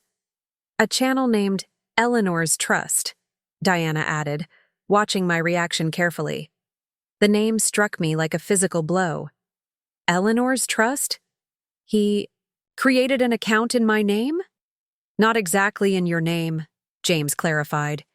"Named for you, but legally controlled by him through a complex trust structure. It appears he may have initially intended these funds to eventually return to you in some form.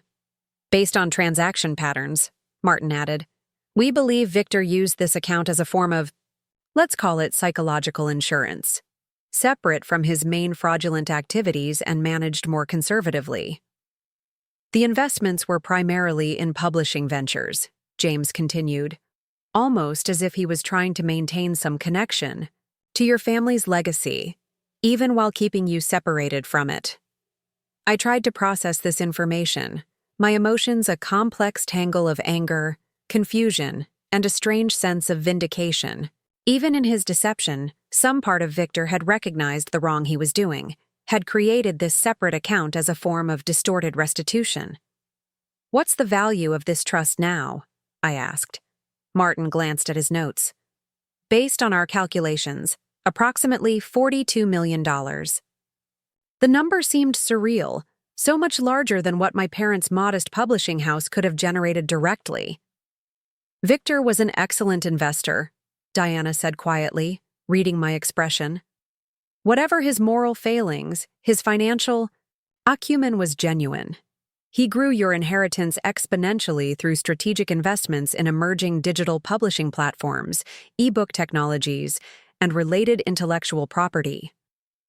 All while telling me the company had been nearly worthless," I said bitterly. "We've also identified the specific intellectual property rights that were part of your original inheritance," Rebecca added. "The backlist of authors your parents published, the imprints they developed. Many are still generating royalties, diverted through a subsidiary of Harrington Enterprises. Can these assets be reclaimed?" I asked. "Yes," Rebecca confirmed.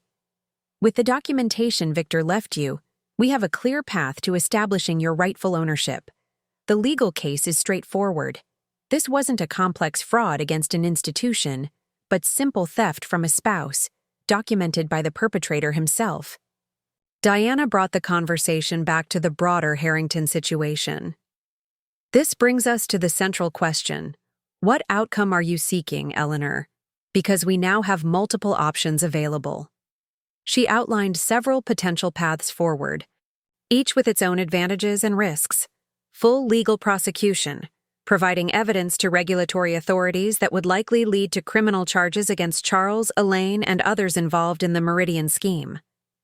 This would bring public justice, but also publicity, protracted legal proceedings, and potential collateral damage to innocent employees and associates. Negotiated settlement, using the threat of exposure to force financial restitution, not just for me personally, but for taxes evaded, with additional penalties and charitable contributions. This would avoid public scandal, but might allow some genuine wrongdoing to go unpunished. Targeted accountability, a middle path that would expose specific bad actors while protecting the broader Harrington Enterprises and innocent employees.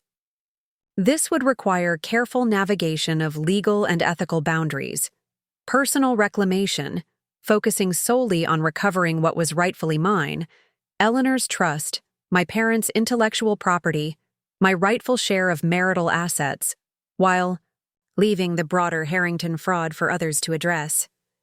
"There's no perfect solution," Diana concluded. "Each path involves compromise of some kind. The question is, which compromises you can live with?" I sat quietly, absorbing these options, thinking of Victor's letters and his acknowledgement that he was giving me power he had never shared in life. The choice was mine, truly mine, perhaps for the first time in 40 years. "I need time to consider," I said finally. "This isn't just about money or justice in the abstract. It's about reclaiming my life and determining what legacy I want to leave." "Of course," Diana agreed, "but we should move relatively quickly. The Harrington family is already mobilizing their considerable resources to manage this situation." James Donovan looked up from his laptop with a frown. "Speaking of which, our monitoring has picked up some concerning communications. Charles, Harrington has been in contact with a firm that specializes in, let's call it, aggressive asset protection." "Meaning?" I asked. "Meaning they help wealthy clients move assets beyond the reach of courts, creditors, or regulators," Rebecca explained. "Usually through foreign trusts and shell companies in non-cooperative jurisdictions. He's preparing to hide assets in case of exposure. Diana translated bluntly. We should implement basic protective measures immediately, regardless of your ultimate decision. With my agreement, the team began outlining immediate actions, securing copies of all documents in multiple locations, filing provisional legal claims to prevent the disposal of key assets, establishing my clear legal claim to Eleanor's trust and the intellectual property rights from my parents' publishing company. One more thing, Diana said as our meeting concluded. Lawrence Kenwood has booked a flight to Zurich departing tomorrow. Given his role in managing the offshore components of the Harrington scheme, this timing seems significant. He's either securing assets or preparing to distance himself from whatever's coming, Martin suggested. Or both, Diana added. His conversation with you yesterday may have been his version of due diligence before implementing contingency plans. The realization that events were accelerating beyond my control brought a strange clarity. For decades, I had been a passive participant in my own life, responding to circumstances rather than creating them. Not anymore.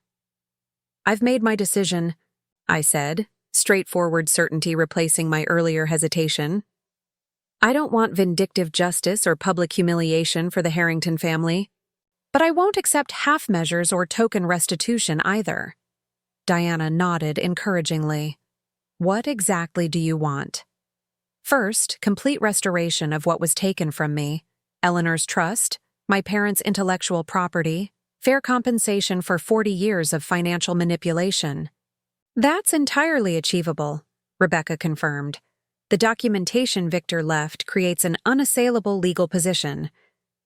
Second, genuine accountability for the Harrington family, not public prosecution, but meaningful consequences. Tax fraud hurts everyone. It's theft from schools, infrastructure, social services. I want full repayment of all evaded taxes, plus appropriate penalties. That will be more challenging but still feasible with the leverage we have, Diana noted. What else? Third, protection for innocent parties, employees of Harrington Enterprises, legitimate business partners, charitable foundations that depend on Harrington funding. Whatever happens, they shouldn't suffer for the family's misdeeds. A thoughtful condition, Martin commented. Complex to implement but ethically sound. Finally, I continued, the plan crystallizing as I spoke. I want to reclaim my parents' legacy in a meaningful way, not just the financial assets, but the cultural contribution they tried to make through their publishing work. Diana studied me with newfound respect. You're not seeking revenge. You're seeking restoration, of justice, of values, of legacy. Exactly. I felt a weight lifting as I articulated these goals. Victor spent his life accumulating wealth and power without purpose beyond possession. I won't make the same mistake with what time I have left. We'll need a carefully orchestrated approach, Diana said, already shifting to tactical planning. A series of precise legal maneuvers backed by the threat of disclosure rather than actual public exposure.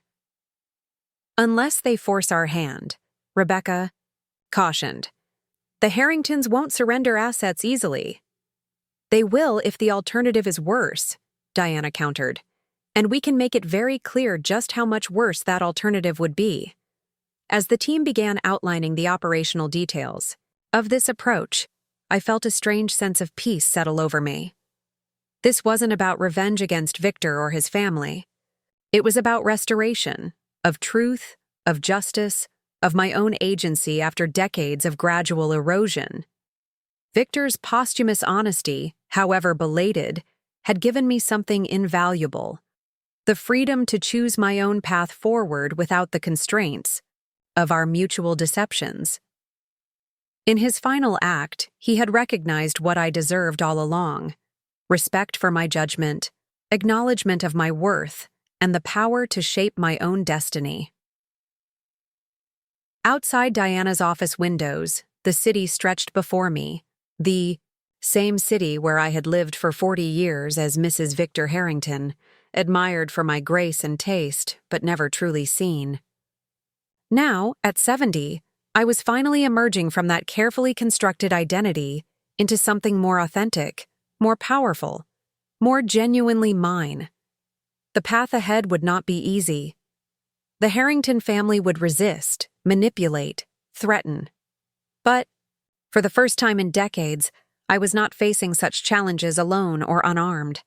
I had truth on my side, documented in Victor's own hand. I had professional allies with the skills to navigate complex legal and financial waters. And most importantly, I had reclaimed my own voice after decades of trained silence. "Let's begin," I said to Diana and her team, turning from the window, with newfound purpose. "I've waited 40 years for justice. I won't wait a day longer." The next 3 days unfolded in a precisely orchestrated sequence of legal maneuvers, financial claims, and strategic communications. Diana's team operated with military precision, each member executing their assigned tasks while I prepared for the confrontation we all knew was inevitable. "The initial filings have been submitted," Rebecca reported during our morning briefing at Diana's office. "Legal claims to Eleanor's trust, the intellectual property rights from Bradford Literary Press, and specific assets diverted from your marital property." "Charles's response?" Diana asked, though her tone suggested she already knew. "Immediate," Rebecca confirmed. "His attorneys filed preliminary objections within hours. Standard tactics: questioning jurisdiction, demanding evidence, suggesting mental incompetence." "Mental incompetence?" I repeated, unable to keep the edge from my voice. Rebecca's smile was thin and predatory. "They're suggesting grief has impaired your judgment, that you're being manipulated by unscrupulous advisors." "A predictable strategy," Diana assured me. "They need to attack your credibility since they can't attack the evidence itself." Martin Chen, the forensic accountant, entered with a thick folder of documents. "We've completed the trace on Lawrence Kenwood's Zurich trip. He accessed safe deposit boxes at 3 different banks and transferred approximately $8 million to a newly created entity in Singapore.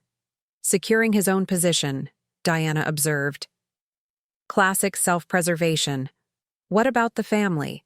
"Movement across several fronts," James reported, consulting his tablet. "Charles has scheduled emergency board meetings for all major Harrington companies. Elaine has been contacting family friends who sit on banking and regulatory boards. And Preston," he paused, a slight smile crossing his face. "Preston what?" I prompted. "Preston has been liquidating personal assets and booking a very expensive vacation to destinations with limited extradition agreements with the United States." Diana snorted. "Not exactly a vote of confidence in his family's legal position." "There's more," James continued. "We've detected unusual access patterns in the Harrington Enterprises computer systems, mass downloading of financial records, deletion of email archives. Someone is attempting to sanitize the electronic trail." "Can you recover what they're deleting?" Diana asked. James's smile was confident. "Already done. We implemented background archiving protocols the moment we began this operation. Everything they delete is being preserved in secure storage." "What about the house?" I asked suddenly, remembering Victor's extensive home office with its potential treasure trove of physical documents. Diana nodded approvingly at my question. "We've had discreet surveillance in place since our initial meeting. No unusual activity?"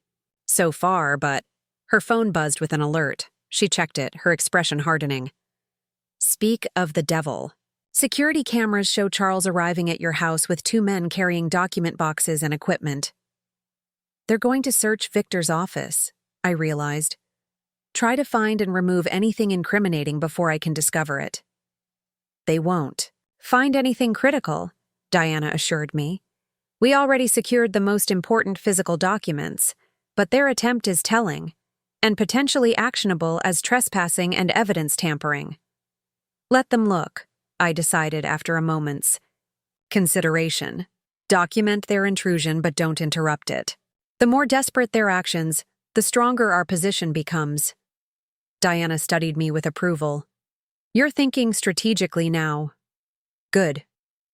When do we confront them directly? I asked. This shadow war can't continue indefinitely. We've prepared for a formal meeting tomorrow, Rebecca explained. My legal team has drafted a comprehensive settlement proposal addressing all your conditions. Either they accept, or we begin escalating to regulatory authorities. The gravity of what we were undertaking settled over me anew. Despite the righteousness of our cause, we were challenging a powerful family accustomed to operating beyond conventional rules. The Harringtons would not surrender their privileges or acknowledge their crimes without a fight. They'll try to intimidate me at this meeting, I observed. Use every psychological advantage they can muster. Almost certainly, Diana agreed, which is why we're holding it on neutral ground with specific security measures in place. I need to prepare myself, I said, rising from the conference table. Review all the documents again. Understand every detail they might challenge. There's something else you should review first, Diana said, handing me a slim folder I hadn't noticed before. This arrived by courier this morning, from Gerald Hoffman's office.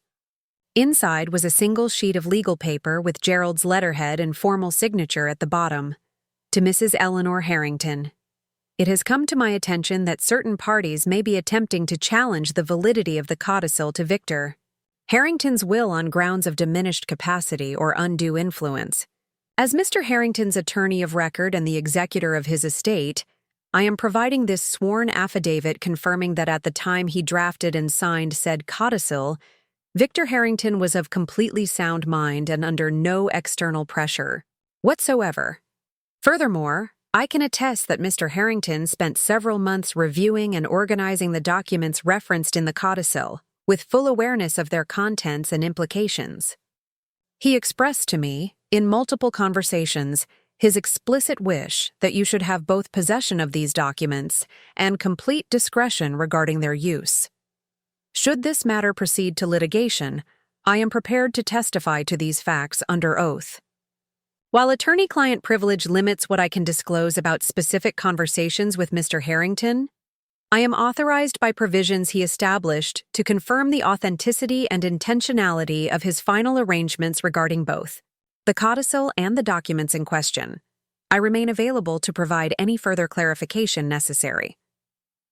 Respectfully, Gerald Hoffman. Esquirel looked up from the letter, genuinely surprised. Gerald is supporting my position? I assumed he would side with the family.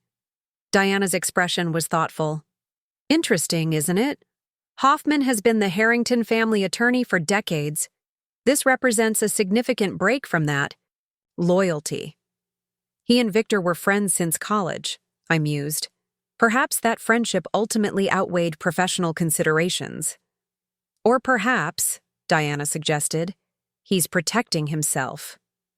If he participated in or facilitated any of the fraudulent arrangements over the years, supporting your position now might be his way of negotiating implicit immunity.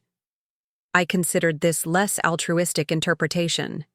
Either way, his affidavit strengthens our hand considerably. Indeed it does, Rebecca confirmed.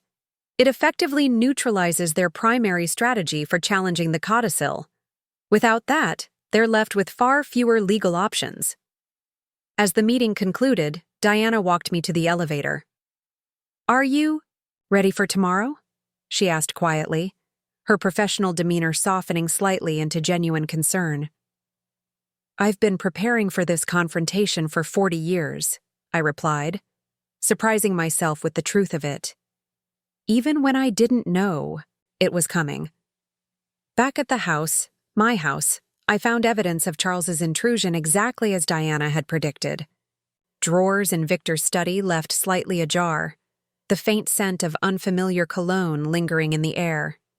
A single cufflink dropped and forgotten near the desk, platinum with a distinctive CH monogram. I picked it up, turning it over in my palm. Charles had always been meticulous about his appearance, investing in bespoke shirts and handcrafted accessories that proclaimed his status to those who recognized such signals. Finding this small token of his vanity abandoned in my home felt symbolically appropriate. A small chink in his carefully maintained armor. I placed the cufflink in a small dish on Victor's desk, a silent acknowledgement of his trespass that I would reference at tomorrow's meeting. Then I began my own methodical preparation, reviewing documents and scenarios until well past midnight. When exhaustion finally drove me to bed, I found myself sleeping in the master bedroom for the first time since Victor's death. Previously, I had retreated to a guest room, unwilling to face the emptiness of the bed we had shared, despite the emotional distance between us. Tonight, I reclaimed this space too, spreading papers across his side of the mattress, using the physical territory he had dominated for decades as my own war room. Morning arrived with the crystalline clarity that follows complete commitment to a course of action. I dressed with deliberate care, not in the conservative attire of Mrs. Victor Harrington, but in a tailored charcoal suit that conveyed authority without ostentation. My mother's pearls at my throat, comfortable shoes that wouldn't leave me physically disadvantaged during what might be a lengthy confrontation. Diana arrived precisely at 9, her team following in separate vehicles to maintain the appearance of normal business at the house. The meeting is set for 11 at the Cartwright Hotel, she confirmed. Neutral ground, private conference room with security we've vetted personally. Who's attending from their side? I asked. Charles and Elaine. Naturally, Lawrence Kenwood, back from his Zurich excursion, their primary attorney, William Duval. And possibly Preston, though his attendance is uncertain. He canceled his exotic vacation plans, but appears to be keeping his distance from the main confrontation. Smart of him, I observed. He's protecting his future options by avoiding direct involvement. Diana's approving glance acknowledged my increasingly strategic thinking. You've come a long way from the woman who first walked into my office. I was always this woman, I corrected her gently. I just forgot for a while. The Cartwright Hotel embodied old-world elegance, its marble lobby and discreet staff catering to the city's elite for over a century. The manager greeted Diana and, me personally, escorting us to a private elevator that bypassed the main floors.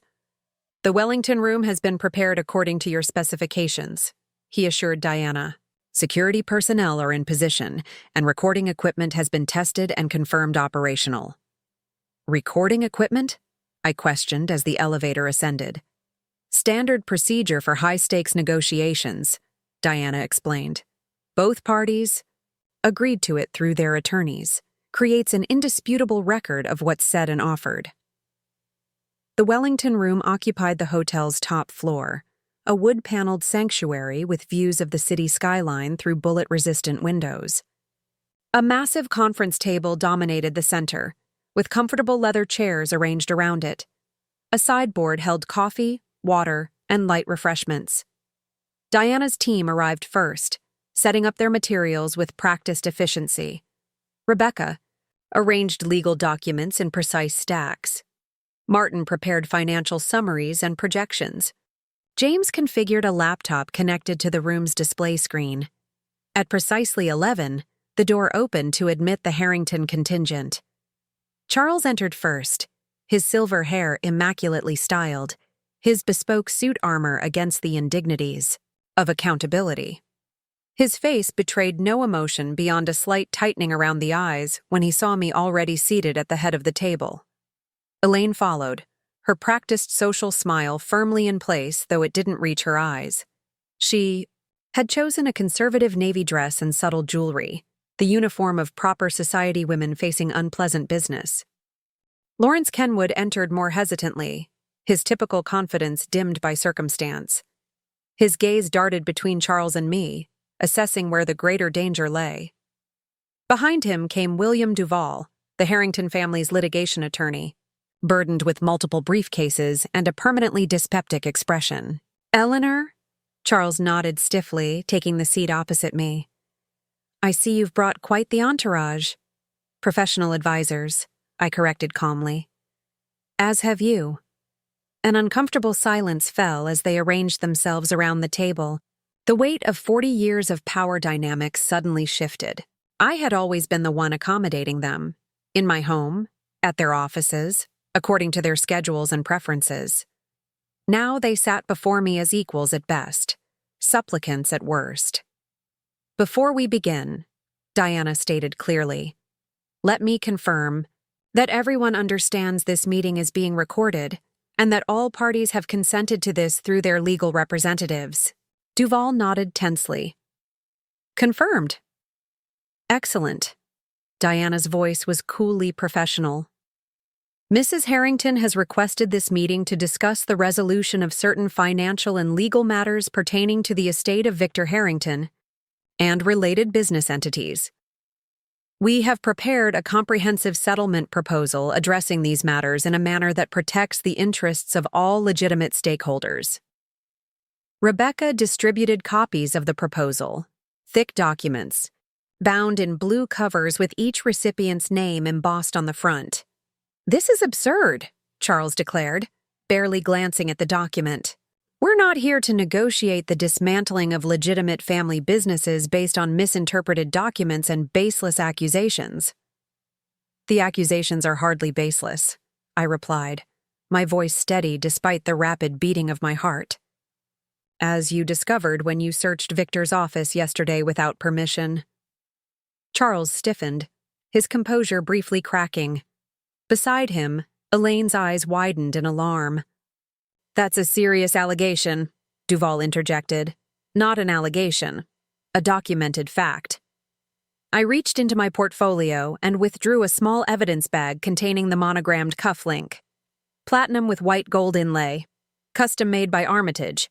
Jewelers with Charles's initials. Left behind during yesterday's unauthorized search of my home." Duval looked questioningly at Charles, who offered no response beyond a tightening of his jaw. "We're not here to discuss trivial matters like misplaced accessories," Elaine attempted, her social smoothing instincts kicking in. "Surely we can address any concerns Eleanor might have in a manner befitting family." "We are addressing them in a manner befitting the circumstances," I countered, "which include decades of financial fraud, tax evasion, and the theft of my personal inheritance." "Alleged fraud," Duval corrected automatically. Diana smiled thinly. "Would you prefer we use the term documented and confessed fraud? Because we can certainly shift to that terminology if you insist on precision." Lawrence cleared his throat. "Perhaps we could review the settlement proposal before engaging in characterizations that might prove unnecessarily inflammatory." It was a reasonable suggestion from the most reasonable member of their team, exactly as we had anticipated. Lawrence had always been the conciliator, the one who found practical paths through emotional conflicts. "An excellent suggestion," Diana agreed, nodding to Rebecca, who took the floor. "The settlement proposal contains 4 main components," Rebecca began, her precise legal diction filling the room. "First, the full restoration of assets rightfully belonging to Eleanor Harrington, including but not limited to the trust known as Eleanor's Trust, intellectual property rights from Bradford Literary Press, and appropriate compensation for the misappropriation of these assets over the past 15 years. Charles snorted dismissively. "Victor managed those assets as part of our unified family holdings. There was no misappropriation." "Victor's own records contradict that assertion," Rebecca replied smoothly, "as do the letters he left explicitly acknowledging his actions as theft." This revelation visibly startled them. They hadn't known about Victor's letters, another advantage in our favor. "Second," Rebecca continued, "the repayment of all taxes evaded through the Meridian holding structure and related entities, plus appropriate penalties as required by law." "That's preposterous," Charles objected.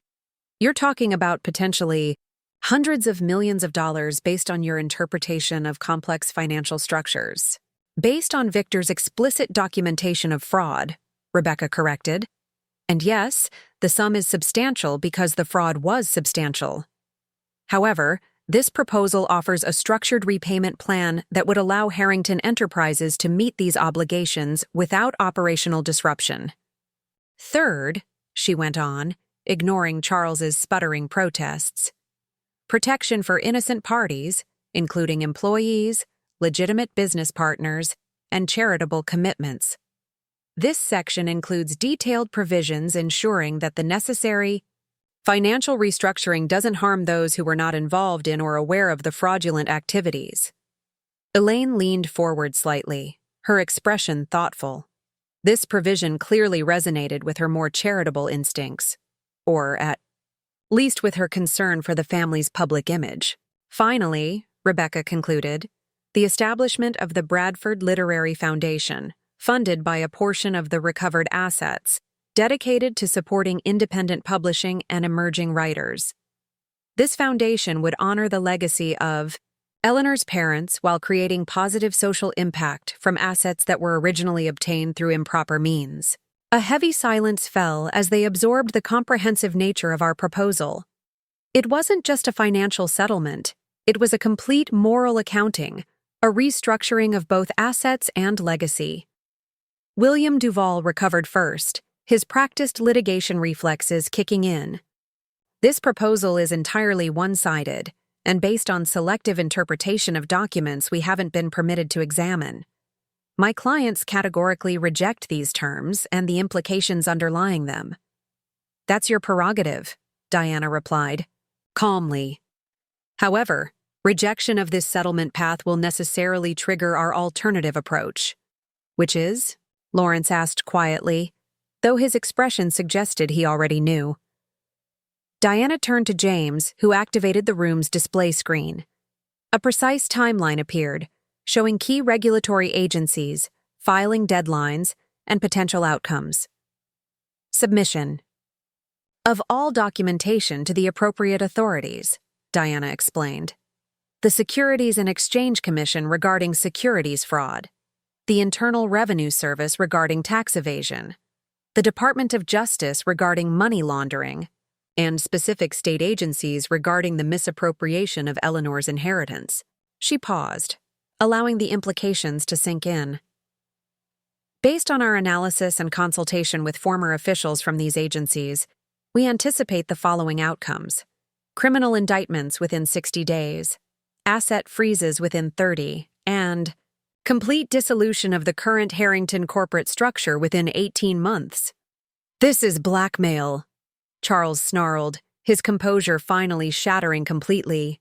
This is accountability, I corrected him, speaking directly for the first time since the presentation began. Something the Harrington family has avoided for far too long. You were part of this family for 40 years, Elaine countered, her voice tight with anger and fear. Enjoying the benefits of everything you now condemn. Yes, I acknowledged, meeting her gaze steadily. I was complicit through my silence and acceptance. I acknowledge that moral failure and am now attempting to correct it. I suggest you consider doing the same. Lawrence, ever the pragmatist, turned to Duval. What's your assessment of their evidence? The attorney shifted uncomfortably. Without examining the actual documents, based on what they've presented today, Lawrence pressed.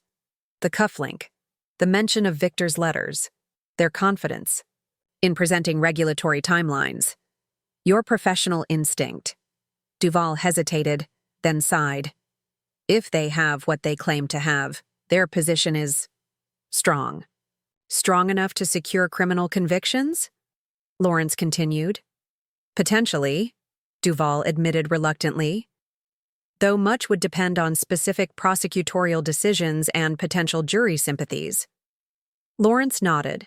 Having received the confirmation he sought, he turned to Charles and Elaine, his expression grave. We should consider the settlement option seriously. Absolutely not, Charles rejected immediately. I won't participate in the dismantling of what 3 generations of Harringtons have built. What 3 generations of Harringtons have built through fraud, I corrected quietly. The choice isn't between maintaining or dismantling the Harrington legacy, Charles. It's between transforming that legacy voluntarily or having it destroyed by forces beyond your control. Elaine, always more attuned to social nuances than her brother, studied me with new awareness. You're serious? You'll actually follow through with regulatory filings if we don't accept these terms? Yes, I confirmed. Not out of vindictiveness, but because justice requires it. The only question is whether that justice comes through quiet, reformation, or public prosecution. We need time to review this proposal properly, Lawrence interjected, playing his traditional role as the voice of reason. The terms are complex, and the implications far-reaching. Diana nodded. We anticipated that request. You have 48 hours to provide a preliminary response. Substantive negotiations on specific terms can follow if that response is affirmative. 48 hours is completely inadequate for a proposal of this magnitude, Duval protested. It's more than adequate to determine whether you're willing to negotiate in good faith or prefer the regulatory path, Diana countered. We're not asking for final acceptance of every term, just confirmation that you're choosing settlement over prosecution. Charles stood abruptly. This meeting is over. Come on, Elaine. She hesitated, looking between her brother and me with uncharacteristic uncertainty. Perhaps we should discuss this further. There's nothing to discuss. Charlesy cut her off. This is a shakedown, plain and simple. No, Charles, I said, remaining seated as he loomed over the table. This is the consequence of decades of choices. Your father's, Victor's, yours. The artificial world where Harrington actions have no consequences is ending. The only question is how painful that ending will be. Something in my calm certainty seemed to penetrate his armor of indignation. For a moment, doubt flickered across his face.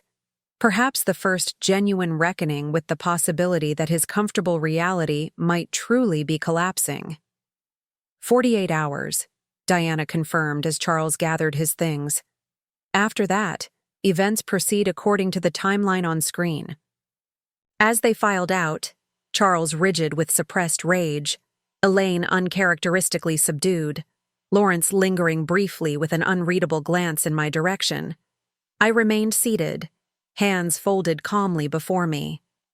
Only when the door closed behind them did I release the breath I hadn't realized I was holding. You were magnificent, Diana said quietly. Absolutely perfect balance of strength and restraint. Do you think they'll accept? I asked, suddenly exhausted from the emotional effort of the confrontation. The following morning, I found Elaine waiting in the conservatory, her usual polished appearance showing signs of strain, shadows beneath her eyes, a slight tremor in her manicured hands as she clutched her designer handbag. Thank you for meeting me, she said, her voice lacking its customary social confidence. Of course, I replied, taking the seat across from her. What did you want to discuss? Elaine looked around at the lush plants surrounding us. Many I had tended personally over decades, one of the few aspects of my life that had truly been mine during my marriage. Charles is destroying everything, she said abruptly. He refuses to consider your settlement proposal. He's already transferred personal assets to accounts Lawrence can't access. He's willing to burn down the entire Harrington legacy rather than admit wrongdoing. And you disagree with this approach? I'm a pragmatist, Eleanor. Her gaze met mine directly. I have grandchildren, a reputation in the charitable community. I can't afford Charles's scorched earth stubbornness. What are you proposing? A separate peace, she said simply. I'll support your settlement terms. Regarding the tax issues, the restitution of your inheritance, and the protection of employees and charitable commitments. In return, I want guarantees for my personal financial security and continued board positions with the cultural institutions I chair. You're breaking ranks with Charles, I observed. That's significant. Family loyalty has limits, she replied with unexpected candor. Victor knew that. It's why he left you those documents. He knew the family would turn on you the moment he was gone. The admission startled me. You don't seem shocked by Victor's financial improprieties. Elaine's laugh was brittle. Eleanor, we all knew. Not every detail, but enough. The lifestyle, the acquisitions, the tax rates that defied mathematics. We simply chose not to examine too closely where the money came from. As did I acknowledged. Until I couldn't ignore it anymore. The difference is you're doing something honorable with that knowledge. Her voice carried unexpected respect. Creating consequences, yes, but also protecting innocent parties. The Bradford Literary Foundation, it would honor your parents' legacy. It's a worthier monument than anything the Harrington name has built. Within 48 hours of Elaine's defection, the Harrington United Front collapsed completely. Lawrence provided detailed testimony about the offshore accounts and foreign transactions. Preston, fearing for his inheritance, distanced himself from his uncle's increasingly desperate maneuvers. Even Gerald Hoffman, longtime family attorney, formally acknowledged his fiduciary duty to address the fraudulent aspects of Victor's estate. Charles, alone, remained defiant, threatening lawsuits and retribution until a minor stroke, induced by stress and rage, left him temporarily hospitalized and legally compromised. The settlement, when finally executed, fulfilled all my core requirements: full restoration of my parents' intellectual property rights and the funds in Eleanor's trust, comprehensive tax remediation through structured payments, protection for employees, charitable commitments, and legitimate business interests, and the establishment of the Bradford Literary Foundation with an initial endowment of $50 million. 3 months after Victor's revelation from beyond the grave, I stood at the podium during the Foundation's inaugural event, a scholarship program for young writers from disadvantaged backgrounds. The elegant reception hall was filled not with Harrington business associates, but with publishers, authors, educators, and literary enthusiasts. My parents believed that stories matter, I told the assembled guests, that words have the power to transform lives, to illuminate truths, to connect us across every boundary of circumstance and experience. Bradford Literary Press embodied that belief for 30 years before circumstances intervened. Today, we renew that mission for a new generation. As applause filled the room, I caught sight of Diana Morrison standing near the back, her slight nod conveying acknowledgement of what we had accomplished together. Not merely financial justice, but the reclamation of purpose and legacy. Later that evening, I walked alone through the gardens of what was now truly my home. Victor's presence had faded from these spaces, replaced by my own emerging vision. I had donated many of his most ostentatious acquisitions to museums, keeping only those items that held genuine meaning for me. The house breathed differently now, lighter, more authentic, freed from the weight of appearances and pretense. In my study, transformed from Victor's masculine domain into a light-filled workspace overlooking the gardens, sat the first books published under the revived Bradford Literary imprint. Not bestsellers or commercial blockbusters, but thoughtful works I believed would matter. A memoir by an immigrant poet, a history of forgotten women scientists, a novel exploring ethical choices in complex circumstances. Victor's final letter lay in the desk drawer, its message both acknowledged and transcended. He had given me power in death that he had withheld in life, the power to choose my own path, to define justice on my terms, to reclaim what had been taken and transform it into something meaningful. At 70, I had discovered that justice isn't always about punishment or revenge. Sometimes it's about restoration, of truth, of purpose, of the person you were meant to be before life's compromises dimmed your vision. The Harrington Empire had not been destroyed but transformed, its legitimate businesses continuing under new governance structures, its fraudulent components dismantled, its tax obligations met through structured payments that would continue long after I was gone. Charles had retreated to a Florida estate, his influence diminished, but his financial comfort preserved, a compromise. I had accepted in service of broader justice. Elaine had reinvented herself as a reformed philanthropist, channeling her social energies into genuine charitable work. Lawrence had provided valuable testimony and then disappeared into comfortable European retirement. As for me, Eleanor Bradford Harrington, I had emerged from 40 years of complicit silence into the clear light of purposeful action. Not perfect, not blameless, but finally, authentically myself. Justice had come at last, not in a blaze of vindictive triumph, but in the quieter satisfaction of reclaimed dignity and renewed purpose. The secret clause in Victor's will had opened the door, but I had chosen how to walk through it and where to go once I reached the other side.